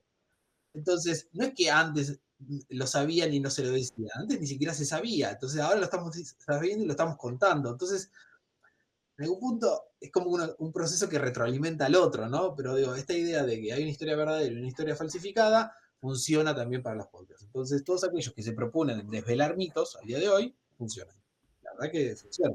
Generalmente no encontrás a historiadores académicos trabajando con esta idea de desvelar Que mitos. lo diga el History Channel, si no. Bueno, yo siempre pongo el ejemplo en Argentina sobre la presencia de los nazis en Argentina. Todo el tiempo estamos viendo los nazis en Argentina. Ya sabemos que hubo nazis en Argentina, pero no solamente en Argentina. En términos comparativos, la cantidad de nazis en Argentina es mucho menor la cantidad de nazis en Estados Unidos. Pero bueno, History Channel hace programa sobre los nazis en Argentina, no sobre los nazis en Estados Unidos. Bueno, son cuestiones que si quiere que la discusión va por otro lado. Por ahí los historiadores, lo que tenemos, un poco para cerrar esta idea, lo que tenemos a veces dificultades cuando se habla de biografías, o se habla de fechas patrias, o se habla de esto, de una historia verdadera y una historia falsificada, es como a veces salir de esta idea de la deconstrucción de mitos, ¿no? Yo siempre digo, en algún punto que nos costó. O sea, hicimos muy bien la crítica en algún sentido a la mirada esencialista de la historia. Entonces la nación no preexiste a la construcción de la Argentina. Perfecto, bueno, pero eso a veces es difícil de comunicar. O sea, como cuando decimos, no, bueno, no, en realidad la Argentina no existía antes de 1810. Ok, ¿y qué? Después de eso, ¿cuál es tu siguiente oración? ¿Qué es lo que siguiente vas a decir sobre, si estás hablando del 25 de mayo, 9 de julio, cuando estás haciendo un producto de historia pública, en términos de ampliación de audiencia? Como que no puedes quedarte ahí, tenés que proponer algo en función de la construcción. Por eso yo hablaba también de la identidad, ¿no? Hay una cuestión identitaria que uno no puede dejar de lado. Pero bueno, en general me parece que esas son las cosas que funcionan. Lo hablé mucho, por ejemplo, con la gente de Historiar. Sí, también pero te agregué un poquito ahí el discutir con los usos de la historia que hacen, digamos, otros sectores, en el sentido de esto que está pasando ahora, como de reivindicar procesos hechos y como esta cosa como de la discusión del historiador para con esos disparadores, que por ahí llegamos un poco tarde porque salen muchos videos de TikTok, muchas cosas armadas por la IA y con otro discurso, y es más difícil traducirlo a algo que sea dialogable.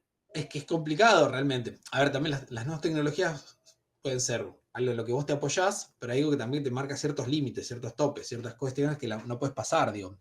Hay también cierta tiranía, ¿no? Digo, en 1 minuto y medio es difícil explicar casi cualquier cosa. Entonces, no es solamente que los historiadores tenemos un problema y que decimos que todo es más complejo. Y entonces nos cuesta en algún punto dar respuestas más concretas, pero digo, en 1 minuto y medio nadie puede dar una respuesta que sea más o menos interesante. y que no redunde en los lugares conocidos por todo el mundo, porque al final lo que terminas haciendo es como reafirmar los conocimientos que la gente que ya tiene y que en realidad quiere que vos le vuelvas a decir. Bueno, digo, eso por un lado. Y después con respecto sobre esto de la historia pública o de qué otra forma se puede pensar la historia pública, no me acuerdo bien cómo era la formulación de la primera parte de la pregunta. Y es un giro a lo público. Yo creo que hay algo ahí que tiene que ver con el giro a lo público, pero que no es solamente de la historia pública. Yo recién hablé de comunicación pública de la ciencia, ¿no? Digo, hay un giro en general de las ciencias, hay como una necesidad de conectar mejor con el público. Entonces, la historia pública, o si quieren la divulgación histórica en nuestro país, que digo, todavía tiene más fuerza que la historia pública, están atravesadas por esta idea de conectar mejor con el público, ¿sí? Ahora, el resto de las ciencias no tienen, o de las disciplinas no tienen como nosotros, divulgación histórica o historia pública. Hablan de la comunicación pública de la ciencia, ¿no? Entonces, por ahí podría ir por ahí. Pero creo que hay algo más profundo en nuestra disciplina, o en lo que tiene que ver con el pasado, que tiene que ver con la construcción de conocimiento. Digamos, nosotros, o las ciencias sociales y las ciencias humanas, están muy atravesadas por la pregunta sobre quién puede construir conocimiento en esas disciplinas. Cosa que el resto de las disciplinas no necesariamente así. Y nosotros sufrimos todo el tiempo el embate, ¿no? De que la mirada, o lo que nosotros estamos diciendo sobre el pasado, no necesariamente, no es la única mirada. Y esto no necesariamente es así en otras disciplinas, más vinculadas a las experimentales, ¿no? Digo, tiene una epistemología en algún punto más cerrada, que los protege mejor de esto. Aunque en el último tiempo los han sacudido bastante. Porque antes nadie discutía el conocimiento de alguien que se dedicaba, no sé, a investigar una vacuna, y la pandemia demostró que de repente todo conocimiento puede ser puesto en la picota, ¿no? Y cualquier persona que se dedica a investigar puede ser puesta en la picota. Pero bueno, nosotros estamos como más habituados a estar ahí como en la línea de batalla. En parte, los historiadores tienen que ser muy conscientes de esto, ¿no? Nuestra voz es una voz sobre el pasado. Eso. Puede ser más o menos autorizada, pero no es la única. No, de ninguna manera es la única. Ahí me parece que hay yo a eso le agregaría, ¿no? Yo creo que sí es un giro, creo que sí se puede pensar mejor como un giro hacia lo público, pero sí me parece que hay que definir qué es lo público, ¿no? O sea, como que me parece que hay un gran... Cuando se dice historia pública se está hablando de un montón de definiciones de lo público que terminan, ¿no? Como que amontonándose en una, y en realidad está qué es la cosa pública, qué es la publicidad de la historia, qué es el público en la historia, qué es lo público de la historia, o sea, lo que hace a la historia pública, la historia en general, digamos, no la historia pública como perspectiva. Digamos, hay un montón de cuestionamientos ahí, y también diría que pensarlo como un giro nos permite pensar que estos giros que nosotros vemos en la historia, ¿no? El giro lingüístico, el giro experiencial, el giro no sé qué, el giro no sé cuánto, que parece que fueran cosas que suceden, ¿no? En el mundo adorable de las ideas, en realidad siempre están motivados por cuestiones que son políticas, por cuestiones que son económicas, por cuestiones que son mucho más coyunturales, mucho más situadas que lo que uno piensa, ¿no? En el caso de la historia pública es muy claro, por ejemplo, en Estados Unidos cuando se empieza a hablar de historia pública en los 70 no tiene que ver con un ideal de democratización en principio, sino con la falta de financiamiento en la universidad. Y entonces con la necesidad de ampliar espacios laborales, no hay mercado. El mercado laboral está saturado. Exactamente, de los historiadores, de hacerse con una redefinición de la disciplina donde las competencias del historiador pudieran ser puestas en práctica en ámbitos no académicos, ¿no? Y ese fue el primer motor. Después a eso se suman, por supuesto, la rama inglesa, ¿no? La de Samuel y, digamos, los talleres de historia, todo eso que tiene más que ver con construir otro tipo de conocimiento. Pero eso, en realidad, en lo que hoy es la historia pública, digamos, esa unión de esas dos cosas es posterior, ¿no? Entonces, ese giro hacia lo público es mucho más situado en el sentido que parte de la necesidad de ampliar el público, porque el público académico ya no sostiene a los formados en la profesión histórica, ¿no? Entonces, sí, es un giro. No siempre por cuestiones éticas, que son las que me parecen más a mí me interesan más dentro de la historia pública, ¿no? Cómo se transforma el conocimiento desde un punto de vista de pensar éticamente el conocimiento, lo que decía Lisette, historia para qué, ¿no? ¿Para quién? ¿A quién le sirve la historia? ¿A quién la maneja? ¿Quién tiene autoridad sobre esa historia, ¿no? Que son todas cuestiones éticas, pero al mismo tiempo tiene que ver con una saturación de la historia, donde los historiadores no han sabido ocupar espacios que fueron ocupados por otras personas, como los periodistas que escriben las biografías, que escriben los libros sobre los grandes escándalos nacionales y qué sé yo, todos los bestsellers no son de historiadores, ¿no? Y la divulgación histórica en general no fue hecha por historiadores, acá en Argentina por lo menos, ¿no? Entonces hay como, sí, hacia lo público. ¿Por qué? Bueno, discutámoslo. Hay cuestiones éticas, hay cuestiones coyunturales, hay cuestiones de necesidades políticas y económicas, políticas también en el sentido de decir, bueno, últimamente nuestras disputas políticas son básicamente históricas, ¿no? Mucho más que en otros momentos de la historia, diría yo. Aunque siempre son históricas las disputas políticas, a nosotros, por ejemplo, en Argentina, hoy coyunturalmente tiene sentido que haya una idea de historia pública o de lo público de la historia, también en razón de cómo se han transformado históricamente nuestras disputas políticas, ¿no? La dejo a Lisette porque ya estamos casi sobre la hora, sí.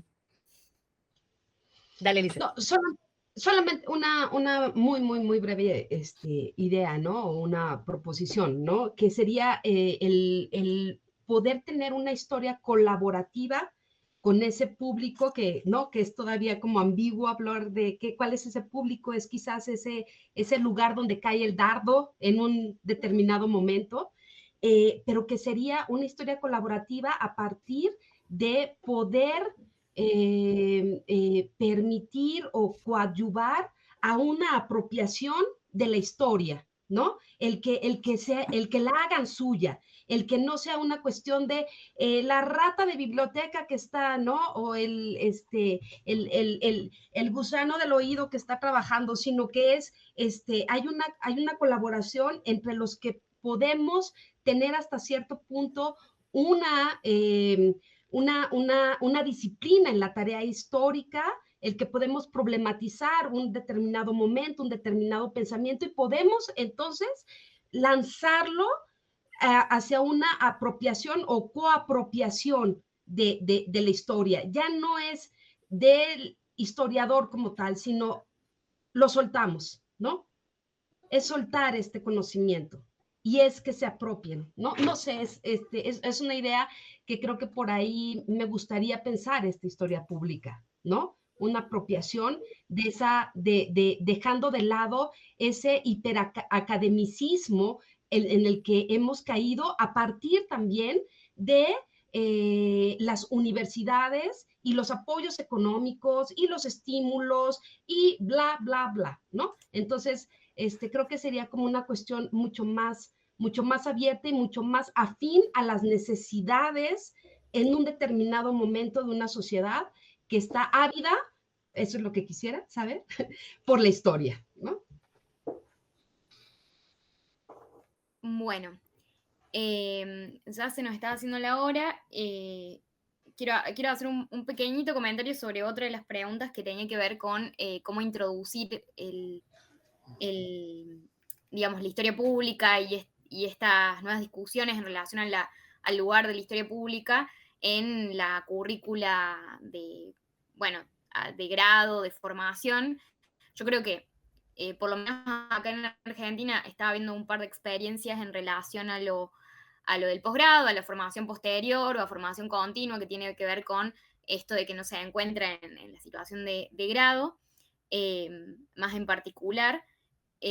Pero bueno, me parecía importante mencionarlo como un debate a darnos, porque hay muchos espacios, por lo menos acá en Córdoba, que estamos perdiendo como historiadores al quedarnos solo en la investigación y en la docencia, en generar y construir otras formas de historia en otros lugares, en otros espacios, ya sean relacionados con los museos, con los turismos, con las nuevas tecnologías. Me parece importante rescatar lo que dijo Lisette en relación a esto de pensar como la divulgación de la ciencia en este momento implica generar una formación paralela en ser influencers, que yo creo que la respuesta un poco a eso es no, porque las nuevas generaciones ya vienen con un montón de conocimientos técnicos que les habilitan, por lo menos acá en la universidad nuestra, lo que está sucediendo es que muchos estudiantes arman proyectos de historia pública, de cosas como historia en Reels, podcasts, videos de YouTube, adelantándose quizás a a esos pasos que los docentes no están impulsando tanto por cuestiones generacionales y las relaciones con la tecnología. Pero sí me parece importante pensar... Nos dijo viejos. Quiero que todos escucharon que nos dijo viejos, ¿no? No lo quise decir de esa forma, pero lo que digo es que quizás hay cosas que nosotros pensamos como, bueno, esto significaría incluir en la currícula cómo hacer videos de YouTube, cómo hacer guiones de podcast, cómo hacer, no sé, novela histórica, un montón de otras cuestiones. Yo creo que en realidad esas cosas se van desprendiendo de las iniciativas y en realidad lo que hace falta es espacios de apertura para que se puedan dar esas discusiones en todas sus variables y no tanto como algo formativo en ese sentido. Sí. No, esto de la enseñanza de la historia pública en la escuela secundaria o los espacios. La directora actual de la maestría en historia pública en la Universidad Nacional de Quilmes es Gisela Andrade, y ella es profesora de didáctica general también. Y una de las cosas por la cual lucha todo el tiempo es como diciendo, bueno, se puede enseñar historia pública o se puede hacer historia pública desde el aula. Digo, que hay un diálogo posible que se puede construir. El tema es que efectivamente en general los profesorados no tienen, ya sean profesorados terciarios o universitarios, no tienen gente que esté capacitada para efectivamente enseñar esto a los futuros profesores de historia. Entonces termina muchas veces siendo una formación que adquieren los docentes con posterioridad para después poder aplicarlos. Yo los invito a aquellos que les interese al diploma en Historia Pública o a la maestría de Historia Pública, que además es virtual. Entonces se pueden cursar de cualquier lado. Obviamente tenemos gente de todo el país y gente de afuera, de Colombia, de México, de Chile. La verdad que está bastante interesante en ese sentido también para conocer otras experiencias. Pero digo, hay un espacio para hacer historia pública desde el aula que se puede hacer. El tema un poco que me parece que va un poco más allá de la técnica y la tecnología. Porque la técnica y la tecnología va a ir cambiando. En un momento, el principal dispositivo, artefacto técnico por el cual se hizo divulgación histórica fue el libro. Digo, y no es que todo el mundo sabe escribir libros. Y la carrera no te enseña a escribir libros. Nunca te enseñó a escribir libros. Y no te enseña hoy a escribir un libro. Digo, ¿y cuántos cientos de años tiene el libro? Entonces, digo, pensar que las carreras de grado tienen que incluir dentro de su currícula la enseñanza de cierta tecnología, y bueno, en algún punto eso va a quedar siempre viejo. Sobre todo por la renovación de los recursos docentes, quiere decir, no es tan fácil renovar el personal docente de una cátedra. Entonces, bueno, no, este cuatrimestre hay que enseñar YouTube. Bueno, pero en 6 meses quedó viejo YouTube y hay que hacer tal cosa. Entonces, no, enseñamos tal cosa. Hay algo de formación continua que es propio del docente. Yo entiendo que las nuevas generaciones están mejor capacitadas o dialogan mejor con la tecnología. Pero para mí, para ponerme bien en viejo, estamos ahorrando los cachazos y pensamos que la cuestión de la historia pública solamente remite a la tecnología. Porque la quiero discusión profunda en es ese esto. sentido. La Lo discusión entiendo. profunda es la epistemología, es la reflexión teórica, es que es el... Grill, que es un historiador norteamericano, en el 81 escribió, ¿qué es el público? ¿Cómo es la construcción del contenido? ¿Para qué la historia pública? En el año 81 está preguntándose eso, preguntándole a sus colegas norteamericanos. Entonces, la discusión es esa. O sea, necesitamos espacios donde discutamos qué es historia pública, qué se entiende por el público, qué se entiende por esfera pública, por la misma idea de la esfera pública bermesiana. ¿Hasta qué punto? Sí, ya. El día de hoy. Me parece que ya no sirve. Entonces, digo, todas esas cosas son las cosas que nosotros deberíamos incorporar siquiera en la currícula, más que la técnica y la tecnología. Pues la técnica y la tecnología va a ser reemplazado por otra cosa. Pero lo que nosotros necesitamos es ganar capacidad de reflexión sobre para qué la historia, cuál es el sentido, cuál es la relación entre el conocimiento científico y conocimiento no científico, entre la comunidad y el individuo. Y son ese tipo de cosas que me parece las que nosotros tendríamos que estar planteándonos, porque a la nueva camada de historiadores la va a reemplazar otra camada de nuevos historiadores. Y a esa camada la reemplazará otra camada de nuevos historiadores, que van a seguramente dialogar mejor con las tecnologías de su momento.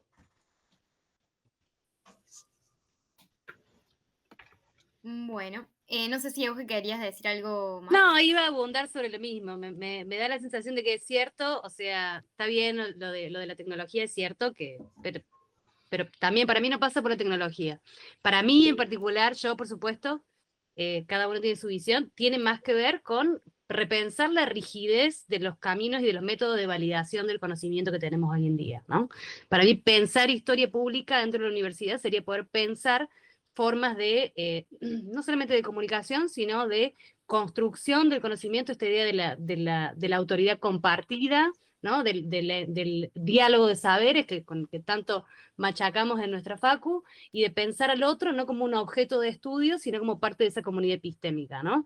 Que es algo que sobre lo cual no se cuestiona directamente, ¿no? En general en las currículas que tenemos nosotros en historia, ¿no? Es una cosa como que, bueno, es cosa de los filósofos, ¿no? Esto de que decía de la fragmentación disciplinar, ¿no?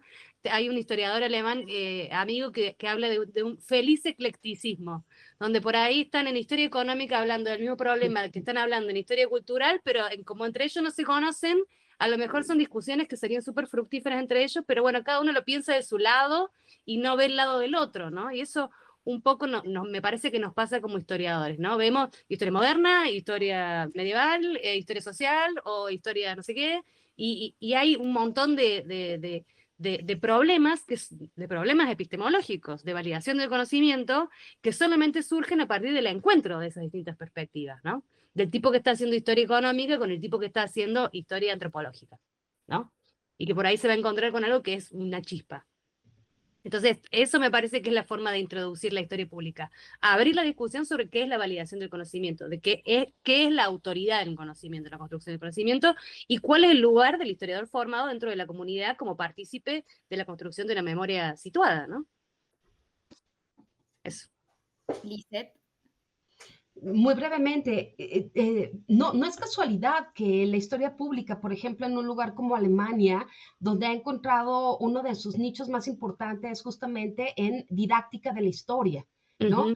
Didáctica de la historia, que es una de las materias más, digamos, importantes, en contraposición con un México que no lo es tanto, sino más bien uno sale de la licenciatura o de la maestría y entonces ya eso te da la credencial para ser maestro, profesor, etcétera, etcétera.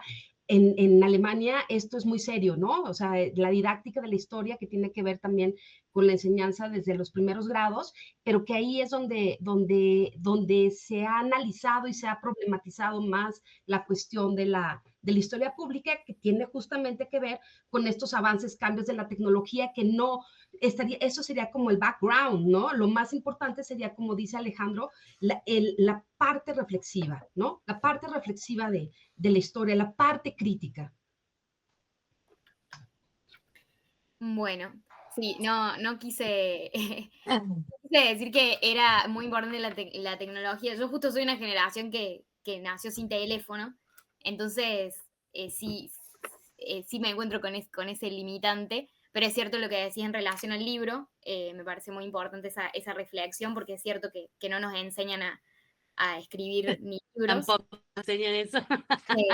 Y es cierto lo que dice Lizeth, lo tomo, que también es un reclamo bastante grande, tampoco nos enseñan dentro de las materias que son troncales del profesorado explícitamente universitario, no nos enseñan a hacer secuencias didácticas de historia de la Edad Media, historia moderna, historia antigua, o sea, como que te quedas en los discursos académicos y nunca aprendes cómo dar ese conocimiento a niños, adolescentes, etc. Pero bueno, muy interesante la discusión. Ya vamos a estar pensando en nuevas actividades de la Red de Historia Pública de Córdoba para poder seguir profundizando en estos temas y poder institucionalizar un poco el campo, como dice Euge. Muchas gracias, Lizeth, Alejandro, por sumarse al panel de las conhistorias número 4, estas jornadas que hace rato vienen también pensando un poco estos temas. Y nada, esperamos poder el año que viene encontrarnos, bueno, obviamente en otras instancias, pero en estas mismas jornadas, con más avances, novedades y discusiones y preocupaciones que nos vayan surgiendo. Así que muchas gracias a todos los que están en YouTube escuchando la transmisión. Esto va a quedar grabado, así que podemos volver sobre también muchos de los conceptos que estuvieron saliendo, que son muy interesantes. Se cayó Alejandro. O Alejandro se cayó de la conexión. Pero bueno, obviamente bienvenidas las preocupaciones que vayan surgiendo y nada, no se olviden de que a las 5 hay otro panel, que ahora no sé bien el nombre exacto, pero Está en el es- programa. está en el programa, es sobre historias universales, me parece. Así que, bueno, súmense a esa transmisión también. Bueno, muchas gracias a todos por estar escuchando del otro lado. Muchas gracias, Euge, también de acá, de la Escuela de Historia, y a Álvaro y a toda la organización de estas jornadas que están saliendo muy, muy lindas.